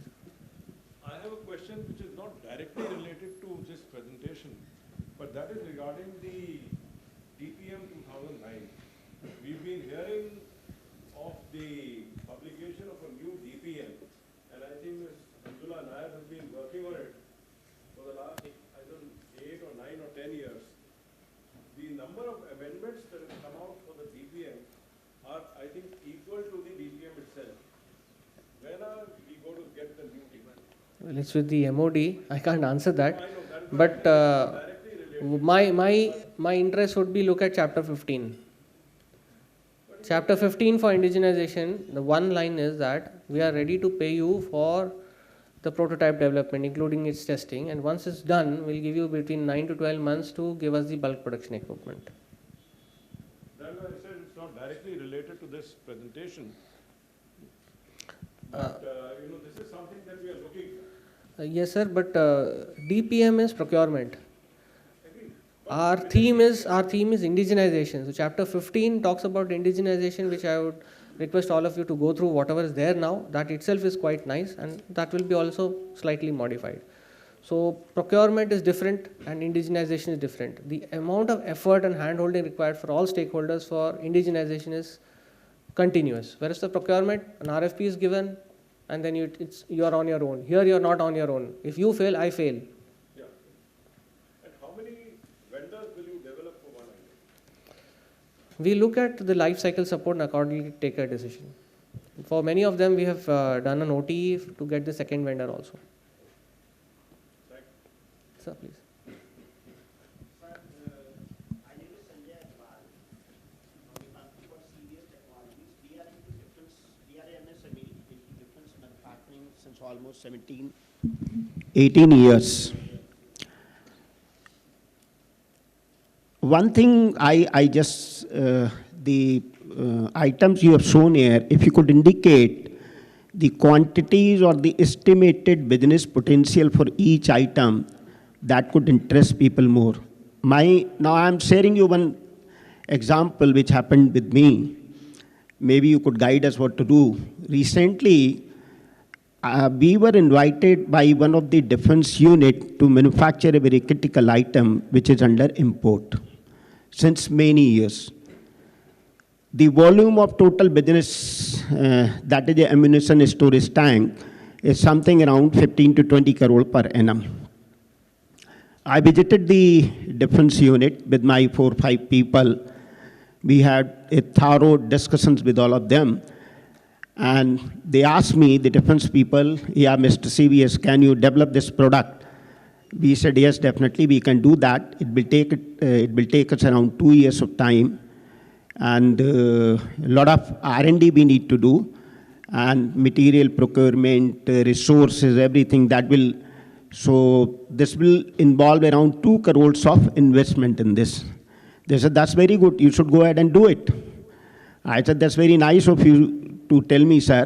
We will definitely go ahead and do it. But 2 crore of investment I do, and you have a very nice concept which is called, perhaps it is not there, you call it NCNC, no cost, no commitment. So they said, go ahead and do it. So I said, okay, I am ready to do it. All cost is mine, all risk is mine. We will come back to you after 2 years, having developed this product fully. And if I prove the product and the performance to you, do you agree to buy full units from, some unit at least from me? He said, no. We are government of India.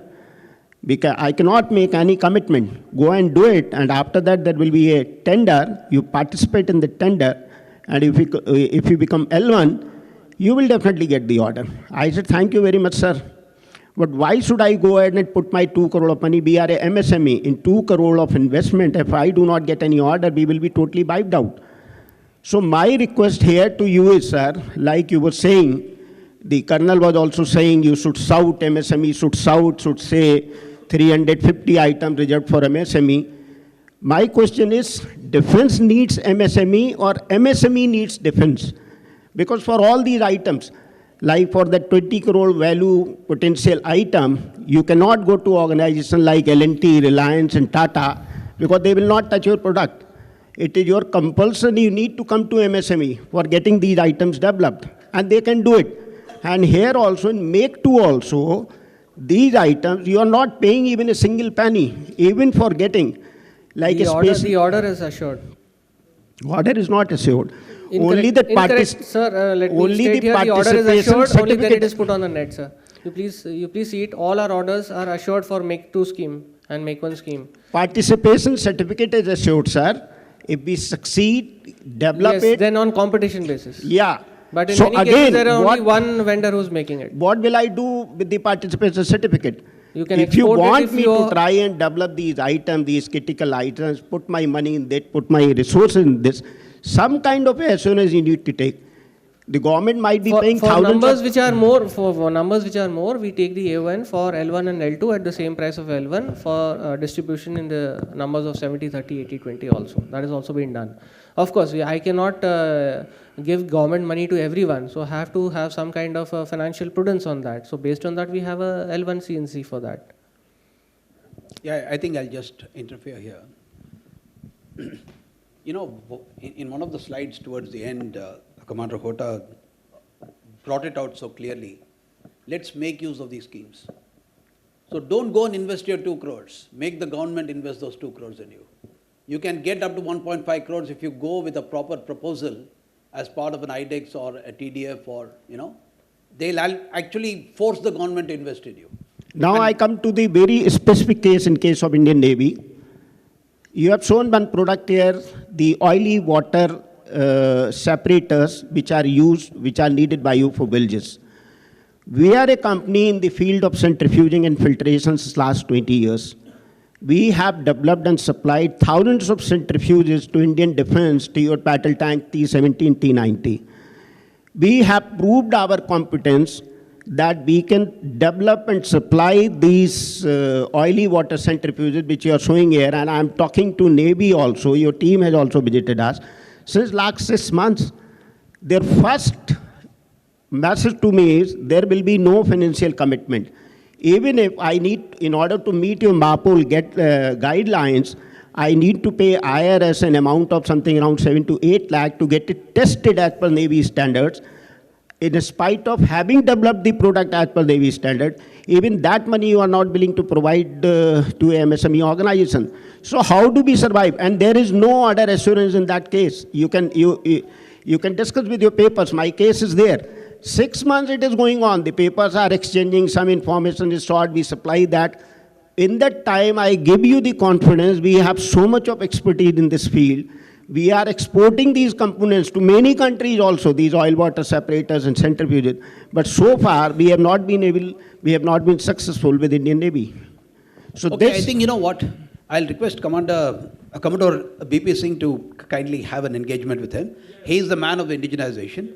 We should address, this is a very genuine point that's coming out, and we should address that. But I think...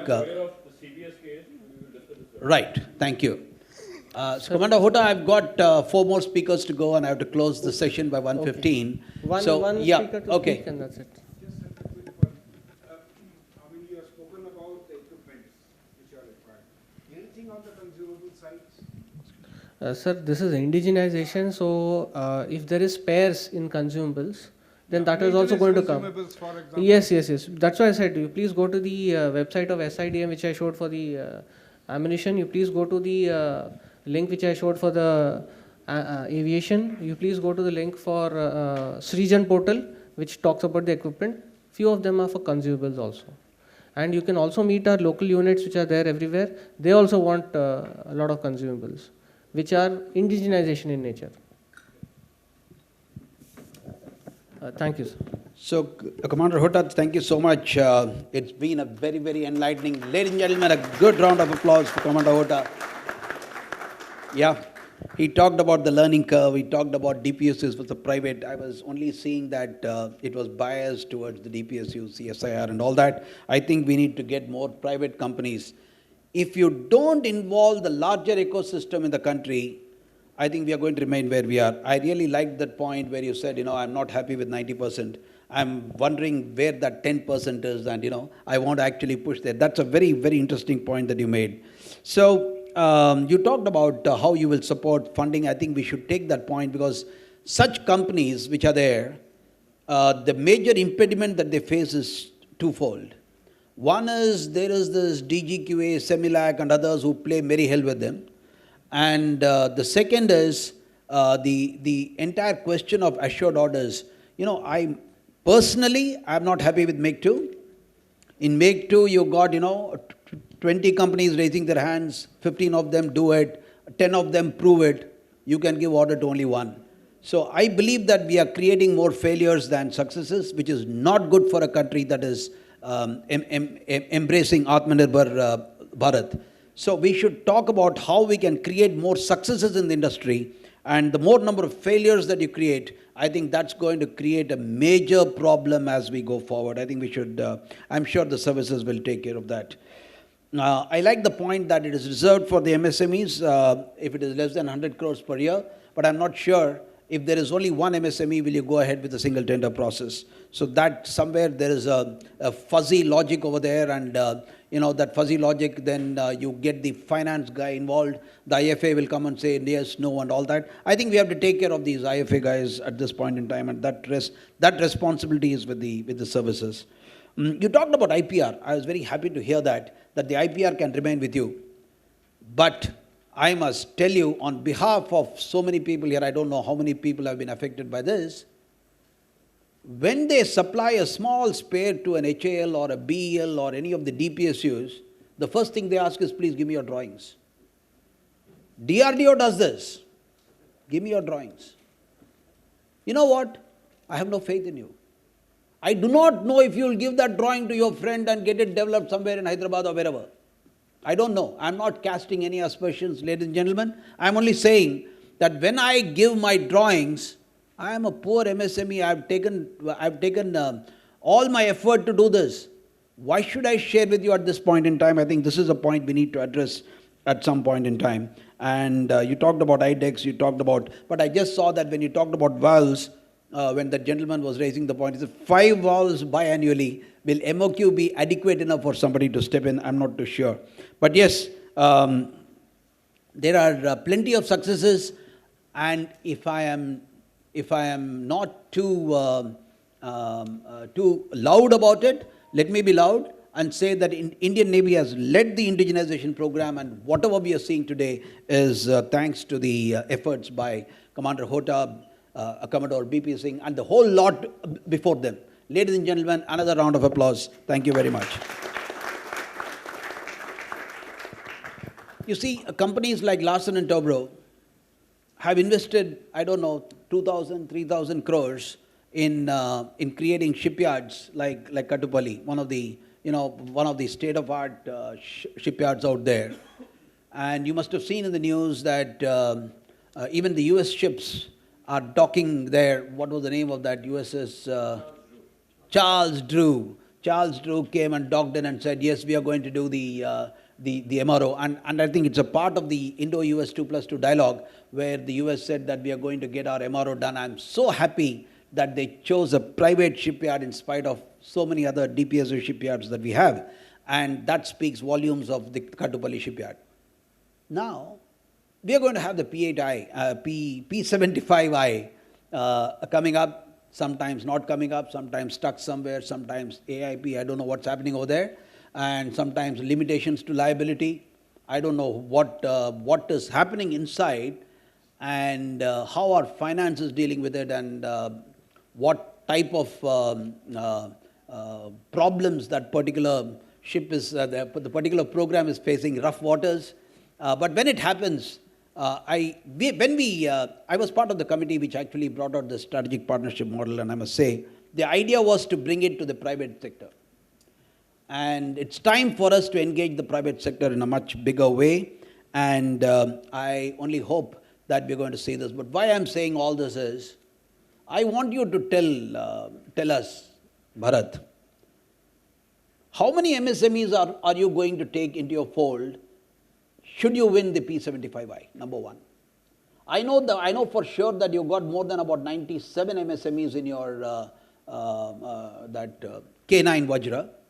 You got about 158 companies which are in the supply chain, and you've done extremely well as far as the K9 Vajra is concerned.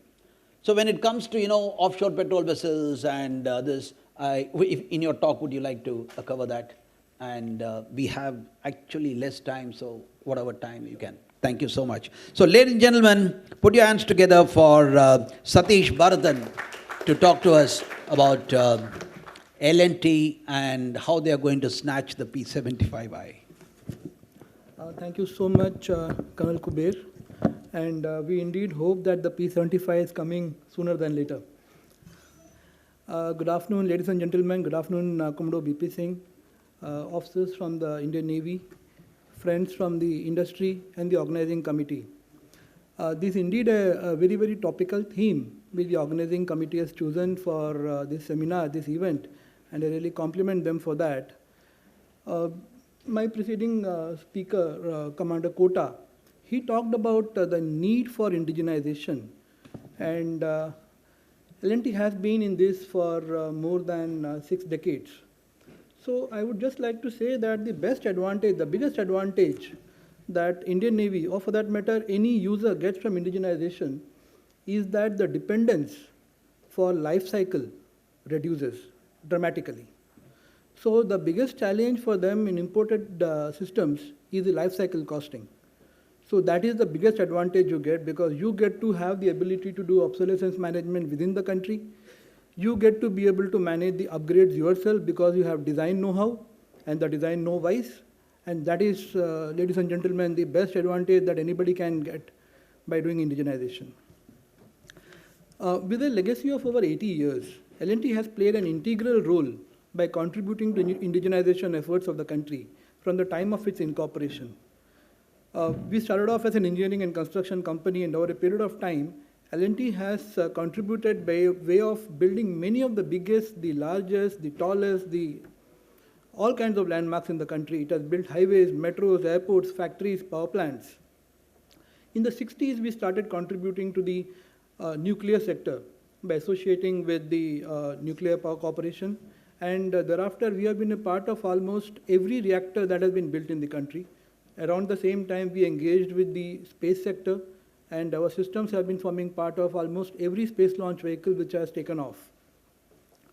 From about the 60s, we started off these efforts, and if you talk about the Indian Navy, we specifically started engaging with them sometime during the 90s. That is when we started interacting with the professional directorates of the Indian Navy for developing indigenous versions of the weapon systems that were part of the naval ships. We engaged with them for the WM-18 systems, the torpedo launcher systems, lightweight, heavyweight, the underwater torpedo launcher system, for BrahMos. We've been a part of the indigenization ecosystem for the Indian Navy for a very, very long time. Now, if you look at the Indian Navy itself, and the Chief of Materiel in the context setting speech in the morning, he also touched upon it. Indian Navy itself has been the harbinger. They've embraced indigenization far ahead of any of the other services. They have been in this from 60s. And they have actually created an ecosystem whereby all the private sector industries can learn, they handhold the professional directorates, the Directorate General of Naval Design, the Warship Design Bureau. All of them have contributed to supporting L&T, and they are available to support any of the other industry who wants to engage with them. Now, in the past few years, government has enhanced its thrust on indigenous development of defense equipment, starting with the negative import list and then leading on to the multiple positive indigenization lists. They have also given a timetable, a schedule for ramping of imports, allocating almost 68% of the capital budget for indigenous procurement, promoting Atmanirbharta as against 64% in the previous financial year. Allocations have also been made for encouraging R&D by the industry. Now, Colonel Kuber mentioned about the numbers, about how many MSMEs L&T Defense has been working with. So, sir, we have been working with close to 650 plus MSMEs in our supply chain. And I'm talking only about L&T Defense. They form almost 23% of the supplier network of L&T Defense. And we work with them very closely. If you look at the way the engagement has increased over a period of time, if you look at the torpedo launcher system that we started off sometime in the 90s, mid-90s, we probably had about 60 odd MSMEs who contributed in that. And if you reach towards the Canine system, which we delivered just about a couple of years back, the association has increased to close to 130 plus MSMEs. And even in the Canine program, if you look at the indigenization itself, we contributed to almost 75% local production of all the systems.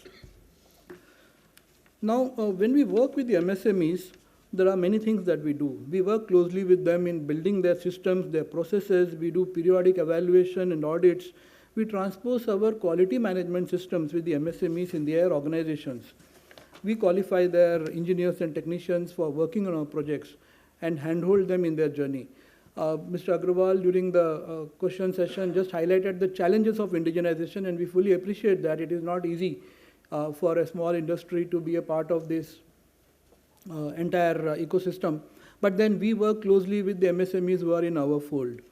We also encourage them to align with the ISO 9001, AS 9100D, and the other QC tools like the Total Quality Management Program, Kaizen, etc.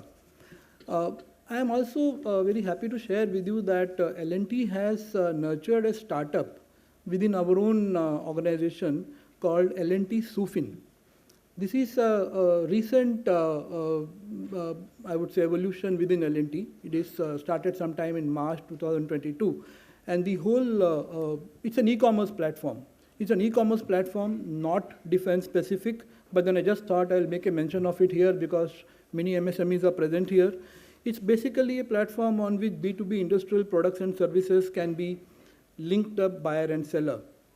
One of the biggest challenges that an MSME faces is in discovering price, going beyond their geographical proximity to engage with the larger ecosystem to get the best price, managing logistics, managing the risk of a purchase from an unknown entity and stuff like that.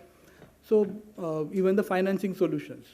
So the L&T SUFIN provides those kind of aspects within that within the platform, wherein buyers and sellers can engage across locations, pan-India. And as of this time, close to 35,000 companies are registered in the platform, and close to 90% of them are MSMEs. So that is just something I wanted to mention. Based on our extensive work experience with MSMEs, I would also like to share that there is a need for scaling up within the MSMEs. We would like to ensure that the MSMEs work towards the last mile, that is, they give adequate focus on documentation, on the quality control documentation. Somebody here mentioned the DGQA. The requirements for these services are quite stringent. Documentation is something where there cannot be any compromise. We have to improve steps towards first time right and on-time delivery.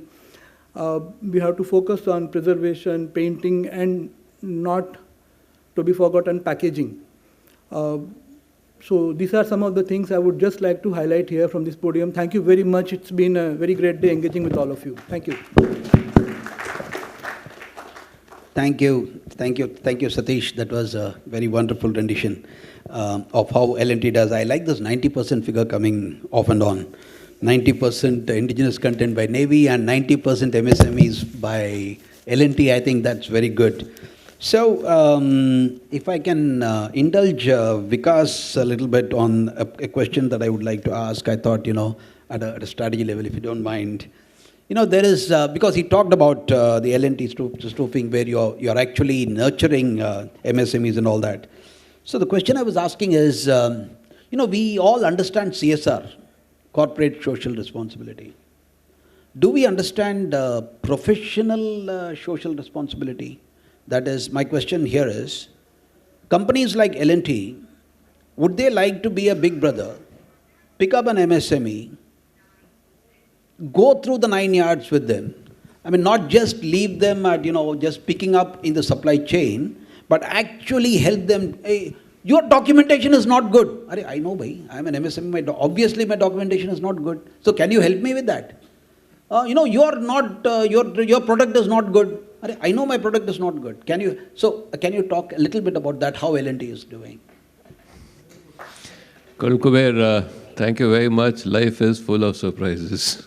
I wasn't really expecting this. Good afternoon, ladies and gentlemen. I also didn't expect, just came to my mind, yeah. My name is Vikas Khita. I'm Vice President and Head of the Corporate Office. I support L&T Defense. I'm also Chief Executive, Power Development, Larsen & Toubro. Coming to Colonel Kuber's question, I think it's important that I take a step back and mention what L&T is. We do not have an owner. Our single largest shareholder is Government of India. And then we have an employee trust which holds controlling shares along with the government. And then FIIs and retail investors. So point one, we're not in the game to line our personal pockets. That's the first point that I'm making. The second thing, L&T by its very nature, our charter itself encourages all of us to actually just develop the ecosystem, the industrial ecosystem. And that is what we've been doing from day one. So this morning, there's an inauguration going on at Greater Noida. That's the World Dairy Congress. The dairy automation was L&T's first project 80 years ago. The company is now called Amul. And the process after the automation, L&T stepped back, and the subsequent rounds of modernization have been done by the supplier ecosystem which was developed then. Just giving you a sense of how we operate. On the other hand, our single largest vertical in the group is construction. And within construction, there are several verticals. Now, obviously, construction has to be outsourced. So at a group level, 60% plus, I'm being conservative here, is straight away outsourced at a group level. And then when you get into specific requirements, there are specific technologies where there are already established players, indigenous players. then there's obviously no point in reinventing the wheel. So we would go with that. Have I answered all your questions, all aspects, or is there something left? Thank you, sir. Thank you so much. So nice Pleasure. of you to Pleasure. have. I just thought I should bring somebody from the Apex body of L&T to answer that for us. So, Satish, just one small question to you. I would just like to add a bit to what No. Vikas just mentioned. A question from me. Yeah. I would No, just I'm like the to moderator. Add, I would just like to add. The previous question. Okay. The previous question. See, each and every system that we supply to the Indian Navy or for the Indian Army for that matter has to go through DGQA. I agree. Right? So the That's the question problem. about how we actually handhold the MSMEs, who form a very important part of Yes. the ecosystem, right? Yes. So that handholding always exists. whether it is Good. You have to put pressure on DGQA to ensure that. Thank you so much for that question, need but to I'm build going to them ask up you a to that. question here. The question I'm asking is, on behalf of the MSMEs, and this is not, I'm not especially with L&T, but I want to know what L&T does. When you get an order from the MOD, you are paid a 15% advance. When you source from the MSMEs and you give them, do you pay them also a 15% advance? So this is, you coming? Yeah. So this is something which is done wherever there is a need for an advance to be paid to the MSMEs at the course of negotiation. Whenever it is required to be done, it is being done. So that financial handholding, any kind of a financial support for payment, everything is being done by L&T across the board. Thank you, Satish. Thank you so much. That was an excellent thing from L&T. Ladies and gentlemen, thank you, Satish, for that. You talked about the discovering of price documentation. I'm sure you're doing all that. My only point which I want the big brothers to understand is, when that poor MSME supplies something to you, that fellow has to pay 100% advance to the raw material guy. He has to pay 100% advance to any sourcing he does. He has to pay.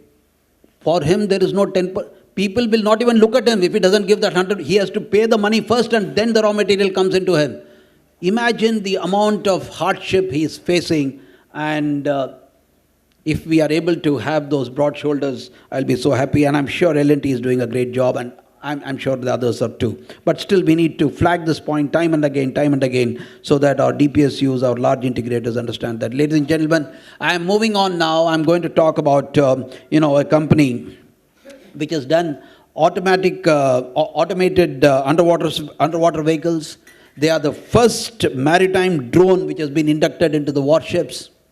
This is the company that has manufactured a heavy lift utility drone called Varuna, and soon to be inducted in the Indian Navy. They are also the recipients of the PLI. Well, it can't be other than Captain Nikunj Parashar. Nikunj, would you like to give a little short on Sagar Defense and some specific points? What problems do you face?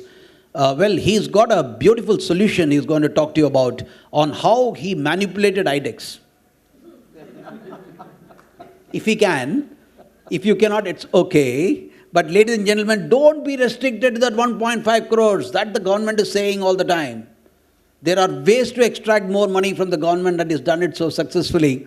He's got 14 more crores from the government, but I don't think this is the forum to talk about it. But still, your little views on what MSMEs and Navy. Over to you. Up to you. From here, I'll do that. Yeah, great. 5 minutes. 5 minutes, yes. Before I start, this tie is very important to me. BK Singh sir is here. My dad has worked under him. I come from a family business which is into ship repair and marine services, with around 107 people running 28 years. I was a captain in the Navy, my younger brother was a captain in the Navy, and the pain in ass for all of us is at times is the IFA. He's an IFA now with the Ministry of Defense. And then on top of it, having all this, I started my own startup. So there is a saying, and there was a reason to start this startup is, Maithili Sharan Gupt की एक कविता की कुछ line मैं कहूँगा कि जिसको न निज गौरव तथा निज देश का अभिमान है, वो नर नहीं नर पशु निरा है और मृतक समान है. And this means a lot to me. Reason is I was settled abroad, working there, and there was always a calling coming back home. I was paid very well, 1 crore plus a year I was earning. And still this call was very strong enough to come back to India. And my wife supported me to come here and then start up the startup journey. And this journey was equally very tough because the first customer I went to was in the Navy. Now coming from Navy, going to the Navy and telling them, hey, look, I have a solution and it's great. So they said, what do you have? I said, I have an unmanned system which you can put on a boat and it works. They said, where is the boat? I said, I have a solution. Well, no, you need a boat. So then I went out and I built a boat. They said, this boat is great, but it's not mill standard.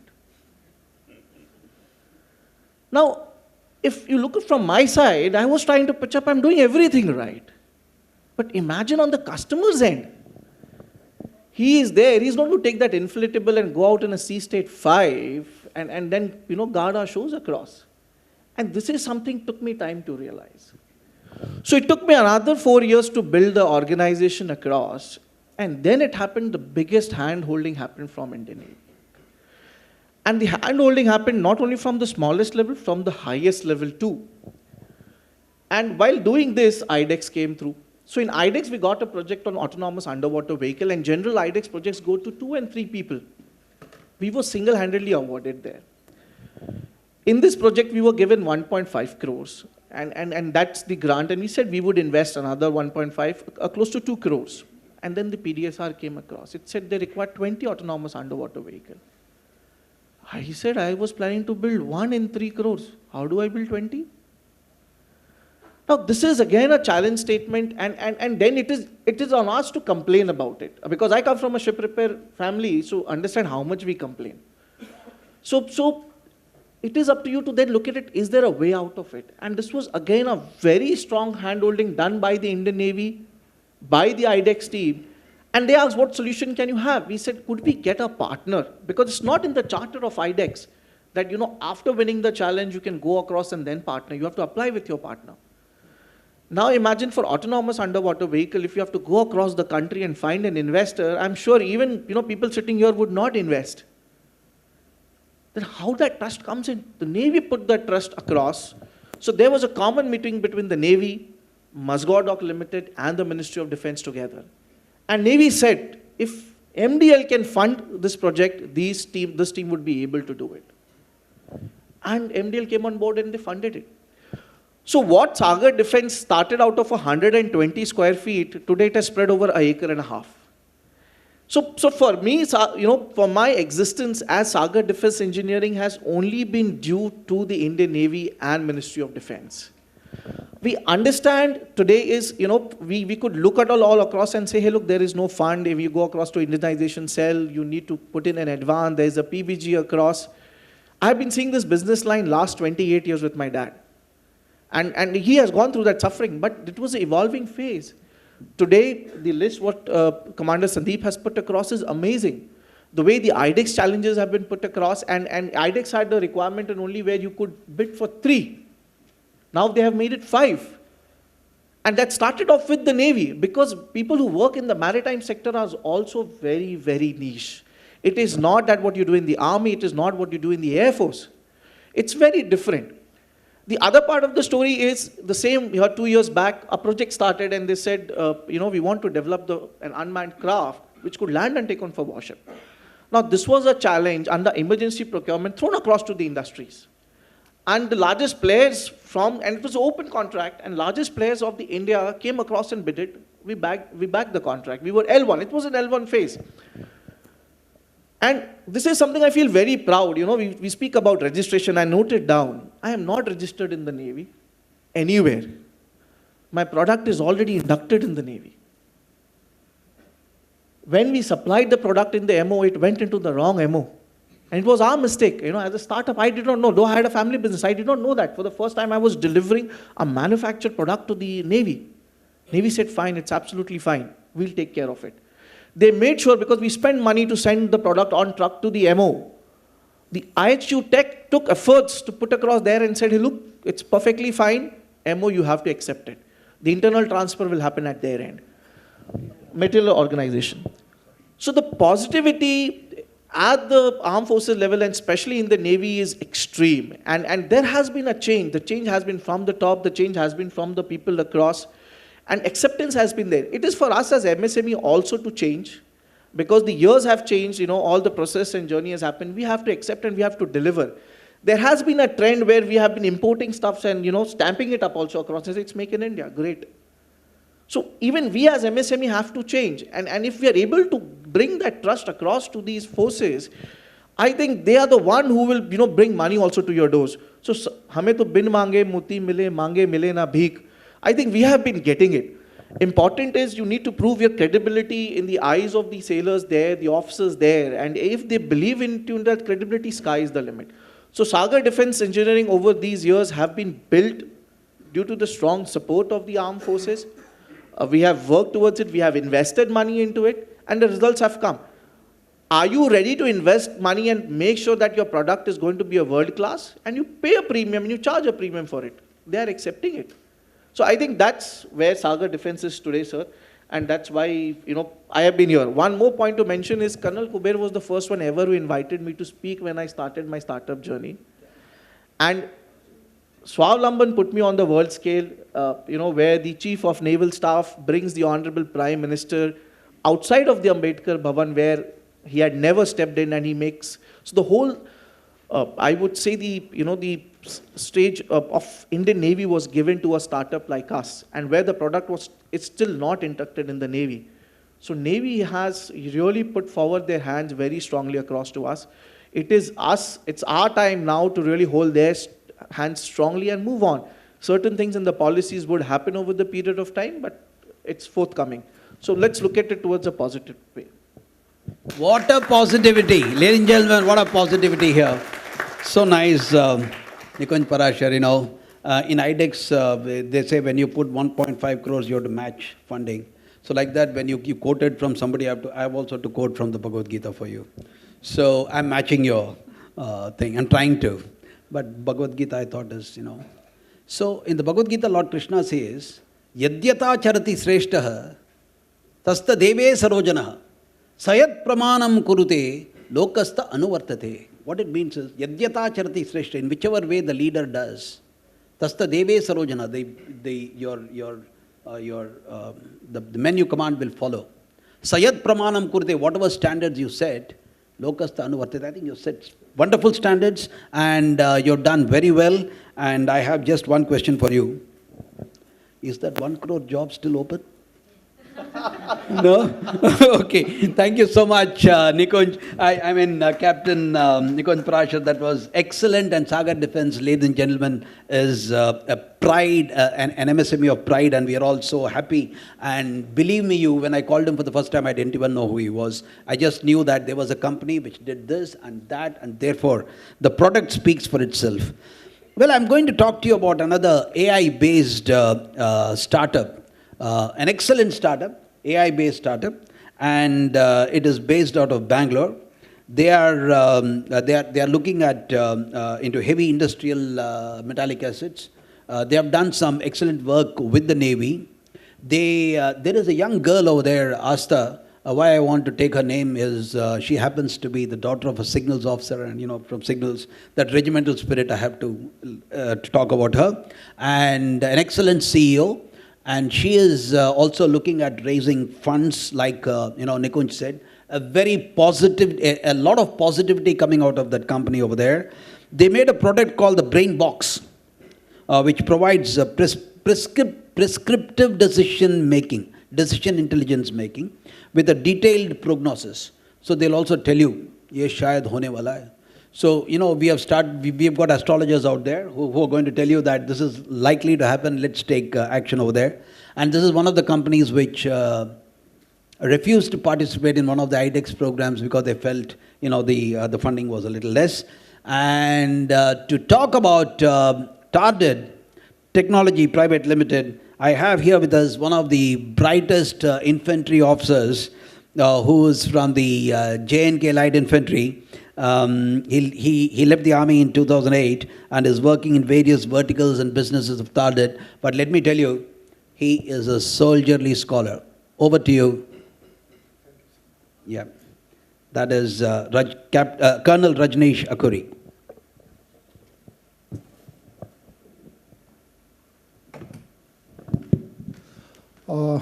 Good afternoon to everyone. As Colonel Kuber didn't mention, I have just 5 minutes with me. So coming straight to the point, TARDID is an acronym for Time and Relative Dimension in Data. Because it is an artificial intelligence company, and we work with data along with physics, rules of physics, along with operational conditions, environmental conditions, and 6 degrees of freedom, as the Navy calls it. So, like Nikunj, we have been handheld by the Indian Navy right from top to bottom for the last 4 years now. Everything. So what problems do the MSMEs have? One of the problems that MSME has is lack of knowledge or lack of information about the user, about what the user is thinking about his or her problem. Solution architect will come in only when the problem statement is very, very well defined and known. So this is the first thing that the Indian Navy did for us. They welcomed us with open arms because AI in 2018 was a very, very vague and unknown commodity. But still, then Chief of Materiel, Admiral Pabi, welcomed us, and he gave us the access to a ship called INS Vibhuti. I think most of the naval officers would be aware. And we did a theoretical testing of the ship's hull of INS Vibhuti to tell what is the condition of the ship and how it can be used to extended life without changing anything. Because the Navy said, no, this is a new technology, we want to know what you can tell us. And we gave them a set of rules to follow, and Commodore BP will tell me whether INS Vibhuti is still running or not. Thank you, sir. Thank you very much. So that is what the hand-holding can do. The second problem we face as MSMEs is access to the user.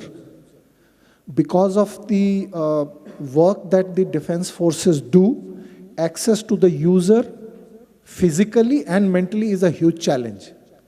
And this is where Navy has done wonders, absolute wonders. We have a nominated SPOC in the Navy, and we were there in Visakhapatnam, and our team just saw a submarine there lined up. I just rang up from somewhere to my SPOC, and I said, we are here for next 4 hours, can we have a look at the submarine? And within 2 hours, somebody came looking for us, took us inside this submarine, and showed us everything, and we interacted with him, the electrical engineer, the mechanical guy, the captain of the ship, and the engine operator. Now, it can't be better than that. And from that one interaction, our solution architect or the product team started looking at 5 issues: HPA bottles, battery pit, centrifugal pump, flanges along with pipes, and one more. 5 problems we started looking at, each problem worth 12 months of time.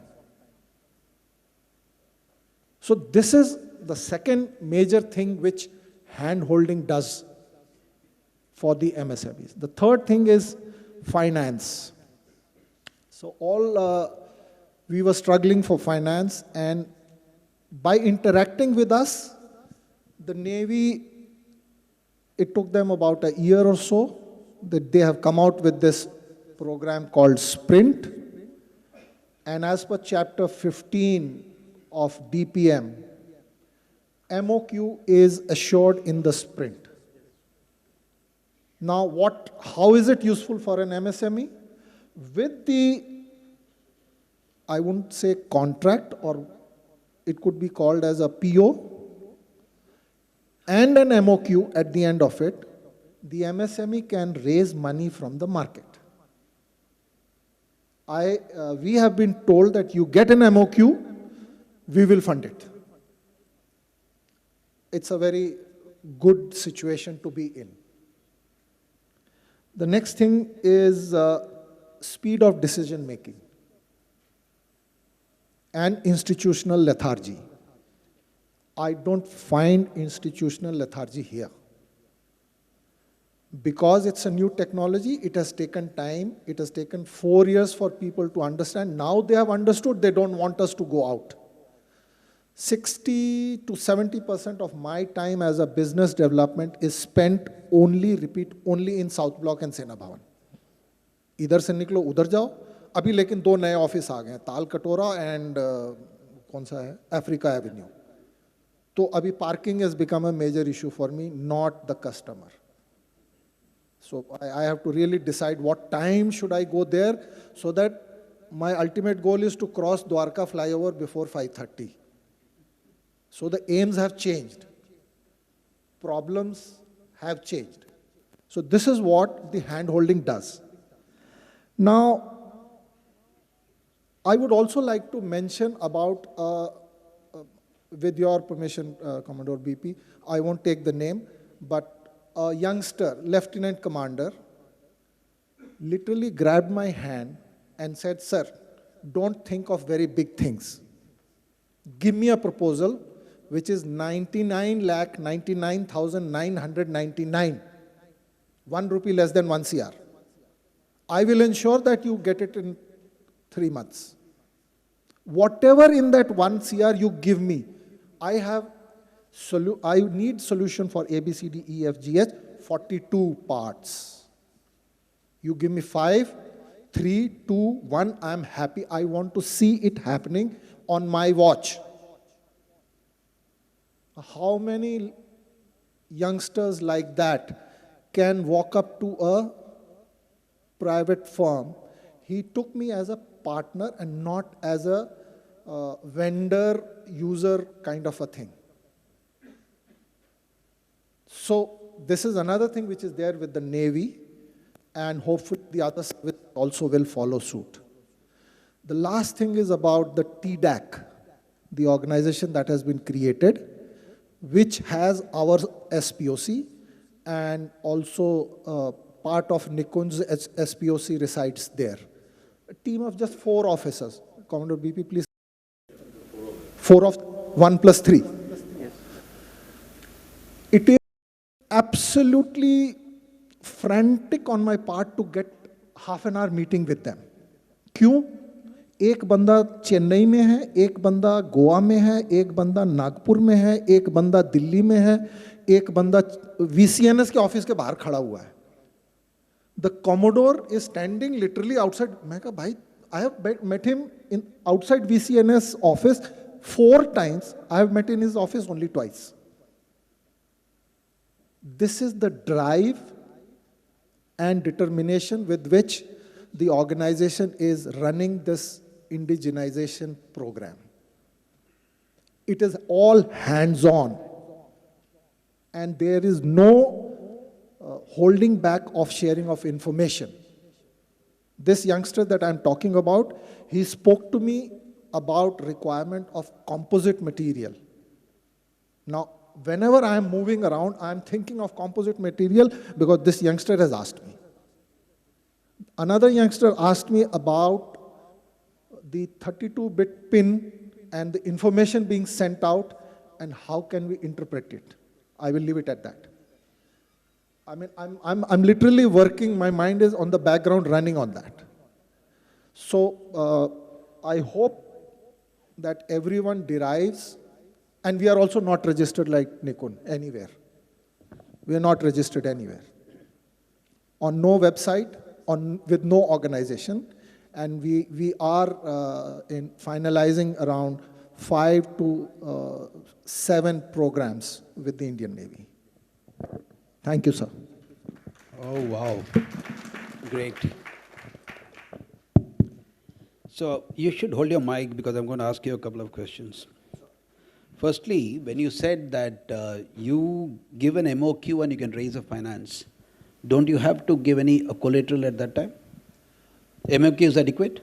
Sir, MOQ is adequate. Oh, great. That's great. So, ladies and gentlemen, this is a very interesting observation that you don't need a collateral. A demand, if the demand side is sort of being shown up as the MOQ, that gives you the sovereign collateral, if I can Sir, call it. may I just add a line to that? Sir, what does the MOQ signify vis-a-vis Chapter 15 of DPM? It says it is either 10% of the total demand or 25% of the total demand. 25 is the limit. So if I get an MOQ of 10 with a IDEX sprint project of 1.5 CR with 1.5 CR to be clubbed with me from my side, and let's say the prototype is costing 5 CR and 10 MOQ is given, so I have an assured order of 50 CR. 50 CR can then it is up to my negotiation skill with the FII or the II or the individual investor or the bank or anywhere that I want to go. That is interesting. So therefore, this solves a major problem for MSMEs in terms of this thing.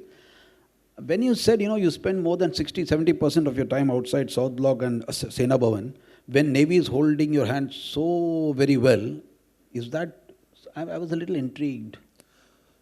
Sir, I would like to say no, it was on the lighter side anyway. Leave it. I didn't want you to say, because when the Navy is holding hand, you don't need to go there. But if the very fact you're going there, maybe, I don't know, whatever.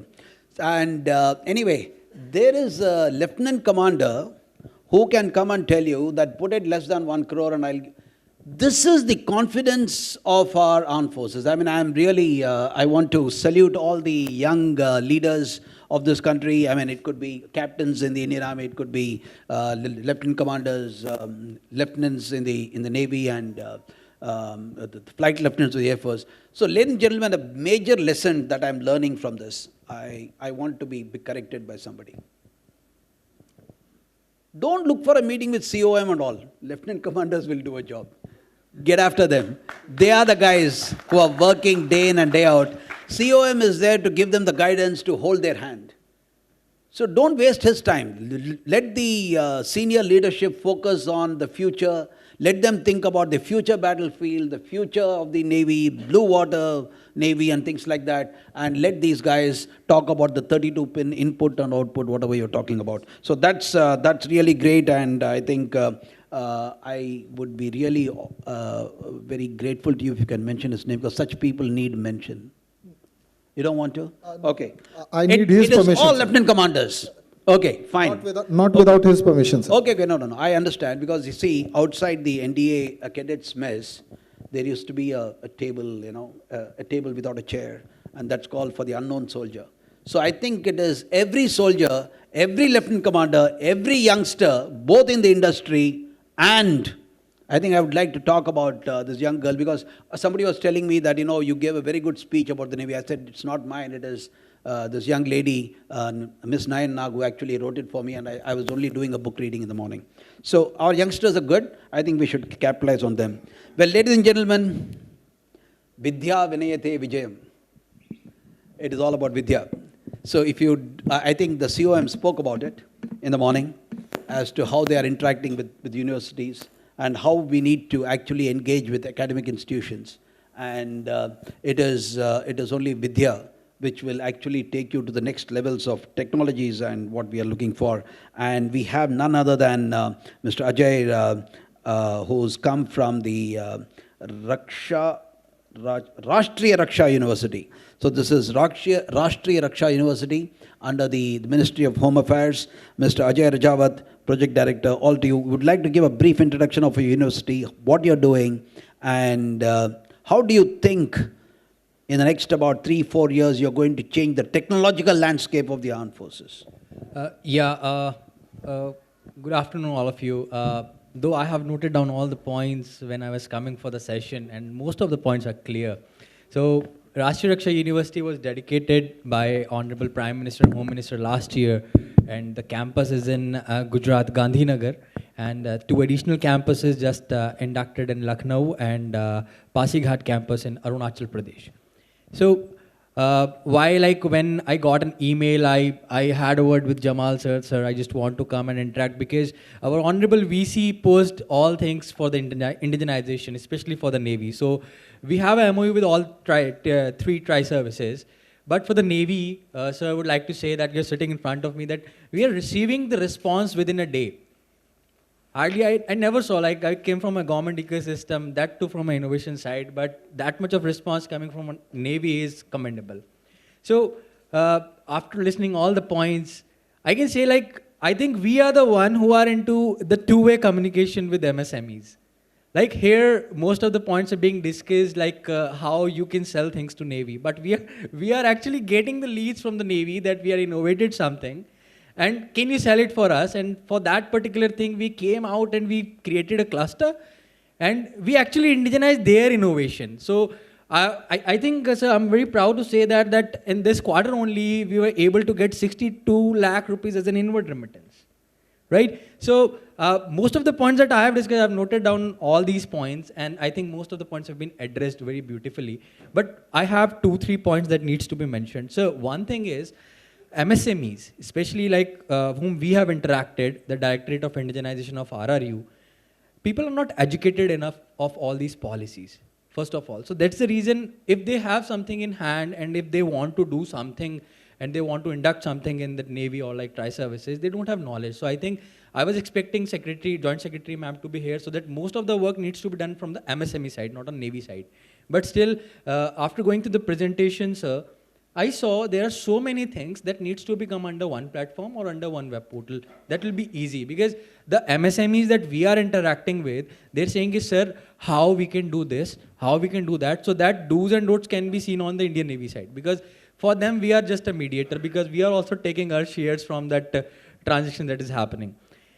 Second thing is, especially for like all the members who are from the MSME here, procurement in the government ecosystem is a science. And we have very less scholars. So it's a very long process, the committee formation and something like that. So it will be a challenge, but it can be done only if and only if you also become a scholar in that particular thing. And last thing that I just want to mention, though I was having so many points, but most of the points are clear, the IPR thing. So sir, when you mentioned that IPR thing, there it becomes like if a person is saying that I'm not going to share my rights and all. So being an IP expert, I have implemented that policy in the directorate in the university, that if you really don't want to share your IP rights with the organization, come as a joint applicant. That is also a provision. And till the time, whenever you are coming with some kind of a product that is much needed for the Navy, don't think that it is novel, and till the time it's not granted. If it is granted, then only you can think of this is my property and can be hacked by someone, or someone can sell my drawings to some other people. So we are right now indigenizing innovations. Till now we have indigenized 7 innovations from NEO. And that too coming from directly from the IDEX.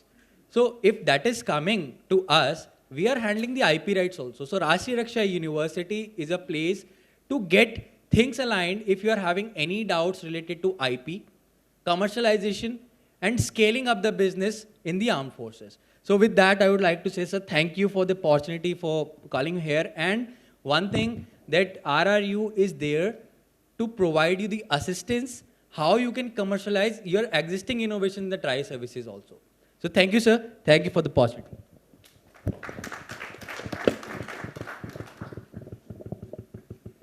So Mr. Ajay Rajawat, I must say that normally educationalists, the moment you give them a mic, you're gone.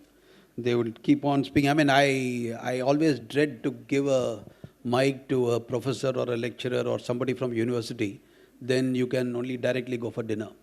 But Ajay has been, I think, being an IP expert.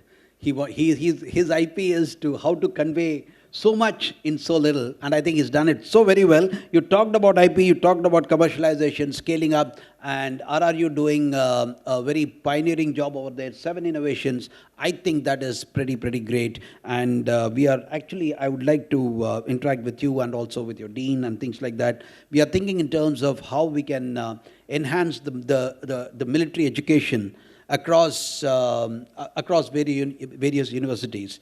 And what I really liked is Pasighat. Have you been there? Didn't got a chance, but I really want to be there. You should go there. Pasighat is a beautiful, beautiful, beautiful place on the Brahmaputra. And all those who have not had the privilege, I will say, of having gone towards Pasighat should go there, because there was a time when I was a young major, we used to cross the Brahmaputra on elephants.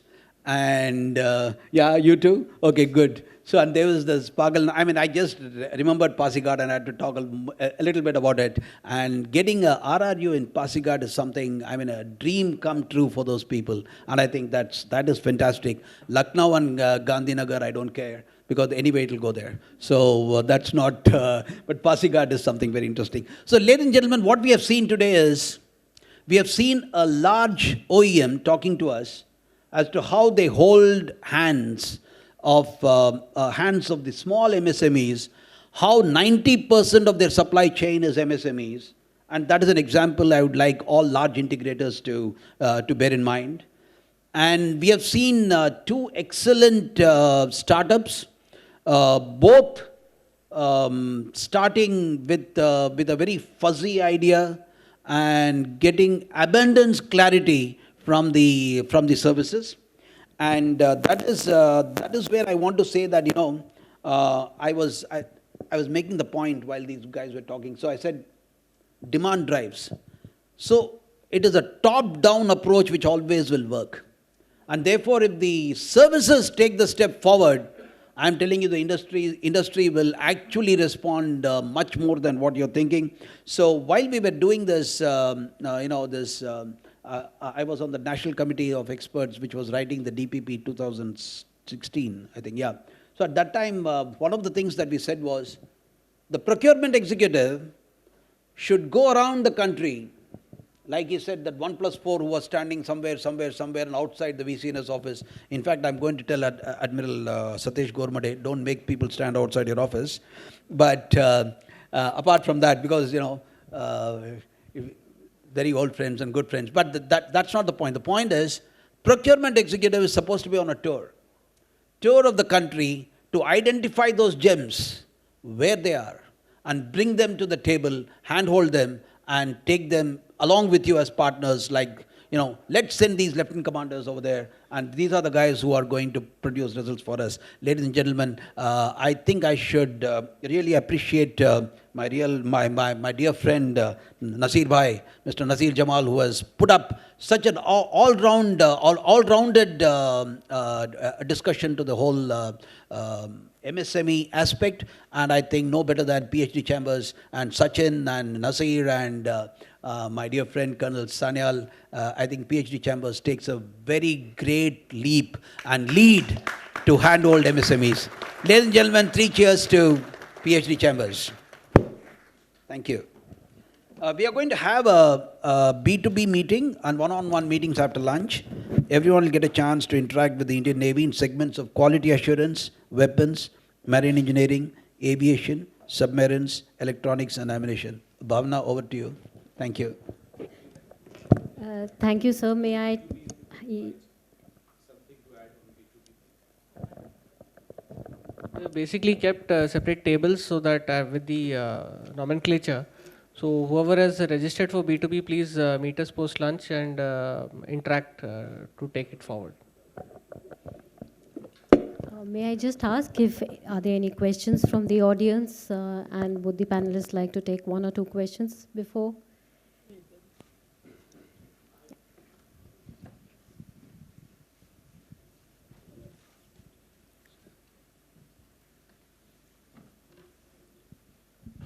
Okay, this is not a question, but Colonel Kuber said something in his address for this panel. In the morning, it got stuck with me, so I want to get it unstuck. Okay, you're talking about MSMEs handholding in US. And similarly, it's happening in Israel also. You know that the big companies, they're giving the contracts to the to the smaller companies. Now, why it can't happen in India? No, it's not the government job to handhold MSMEs. It is the job of the industry. What is happening in auto industry? It's not the government who is holding hands of the MSE in the auto industry. It is the larger players who are building up the ecosystem for the MSMEs because they are nimble, because they are cost effective, and they meet their demand. Yes, the critical technology will always remain with the larger companies, and the non-critical technology will go down to the MSMEs. Similarly, in defense, sensitive technology, for example, Gen 1, Gen 2, Gen 3, or Gen 4, they will remain with DRDO, with larger industries as their IPR. And for the MSMEs, it may go down to Gen 2 or Gen 3. So these kind of opportunities which are there for the MSMEs is also very, very good. And I think these are the larger jobs which MSMEs are doing. So we need to think more from the industry perspective that industries should be holding hand of the MSMEs, which you already brought out, that some L&T, they've been doing it. And similarly, such large companies should do it for the MSMEs. Thank you. Thank you. Thank you. I can only agree with him because he's my course mate. He'll bang me up outside if I don't agree. So I just agree. And yeah, that's an interesting point. Yeah. My name is Anil Mathur. I am from Asian Engineers CEO. I am working as a CEO of Asian Engineers Company. We have supplied a couple of the machines to Navy, Air Force and Army, all three stream of the defense forces. But we have seen that the payment is really very, very cumbersome from all part of the defense forces. We have done a job with the Navy 2 years back, telling that we will pay our payment in two parts. One part of the payment came of last year. Another part of the payment, which is very small payment, but it's taking still a lot of time. So whatever we talk here looks very nice, very sound, very well. But at the end of the day, when the CFA comes and when the accounts come, all the hands are tight, including us and Navy, both. Thank you. I think he's bringing out a very interesting point. And this has been a common complaint with many MSMEs, cash flow. What they don't have is cash flow. Like I said, they have to pay 100% advance. So I think it's a problem. So, I can only remind myself of that tweet with... Yeah. No, you can't do anything. Oh, you can't do it. Mrs. Sitaraman will not agree on all that. So let us this thing. So you know what? The Bharati, Mr. Mittal had tweeted some time ago. Within 2 days, the PLI scheme, they accepted our payment. I said, government is very quick at taking money. Try to take money from the government, So that's a problem. I think many cases the executives are addressing it because it is again officers like Commander Hota and the Lieutenant Commander. These are the guys who run around. I can tell you one thing. I've seen this happening. So they actually go and beg that fellow. Sir, please release kar do, sir. MSME he doesn't. Oh, but then, North Block, South Block. That problem is there. We have to live with it. So try to take as much. Oh, poonch to nahi nikla na. That's okay. You'll get it. Only small payment, you'll get it. Don't worry. But that's what we have to live with. But I think it's being addressed. Notwithstanding, just kindly share the details. We'll see. Just see that? Yes. Wonderful. I think, Bhavna. Yeah. Thank you. And let's have a big round of applause for our eminent people.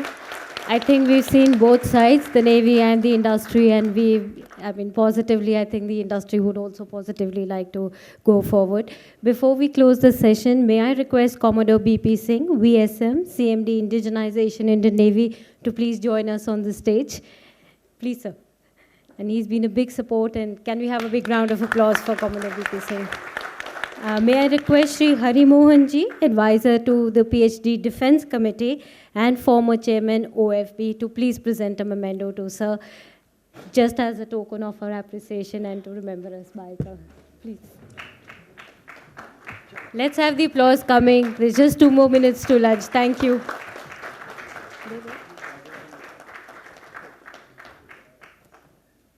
And I'll request Dr. Nasir to join us on the stage for a group photograph. Sir? May I request Mr. Vikas to join us for a group photograph, please?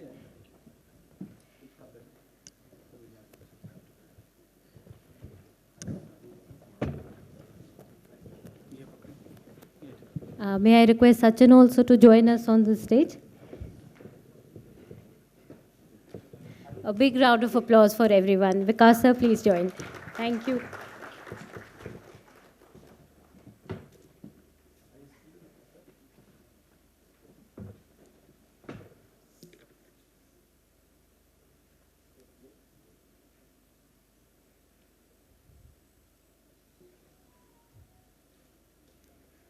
One last round of applause for everybody. Thank you everyone for joining us.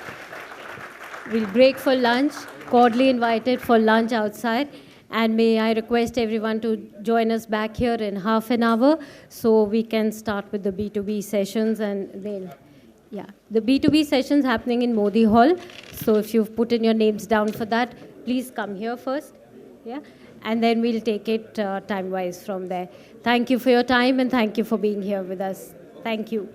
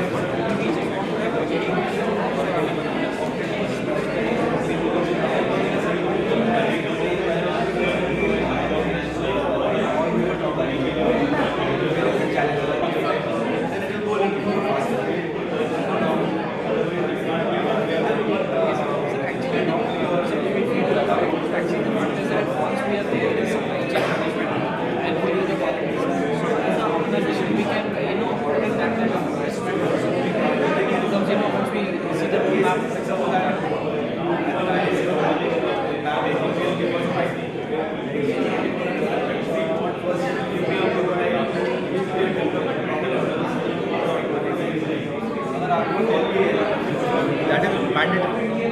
I have to go for open tender. जो भी prototype के लिए L1 होगा with 2-bit system qualify होगा और उसका prototype accept भी होगा, फिर वो फॉर्म उस फॉर्म को वो MOQs ऑटोमेटिकली मिलेगी। ऐसा नहीं बाद में फिर MOQ के लिए मैं अगेन ओपन टेंडर में नहीं जाने वाला। So that is it has to be 2-bit systems.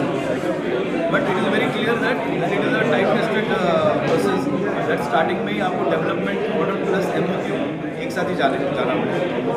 If it's a technical item, you all will go through us. If it's non-technical, you are dealing with what? Flight simulator. Yeah, but simulators, you all have done the project before. उसमें certification and all that happened.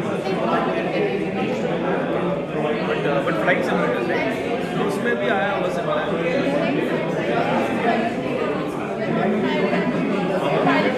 नहीं वो तो है नहीं. We have already done that. All achievement.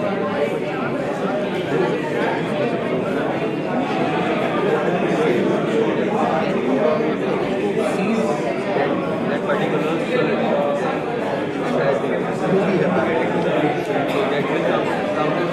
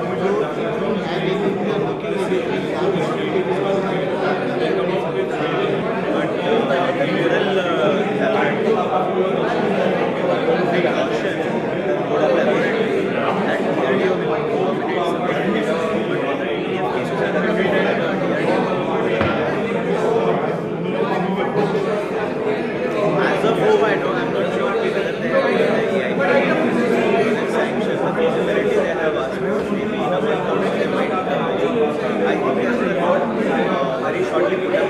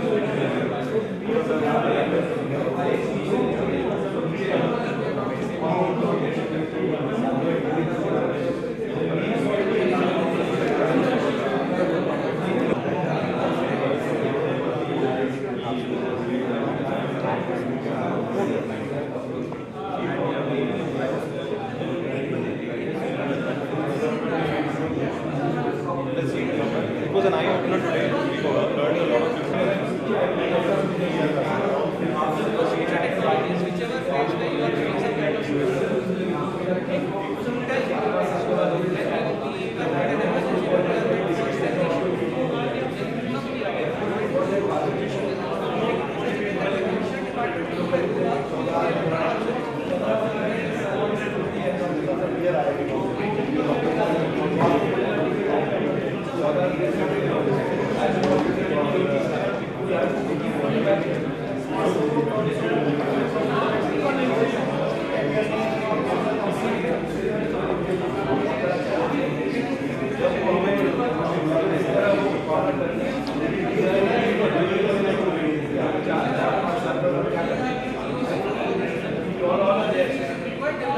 to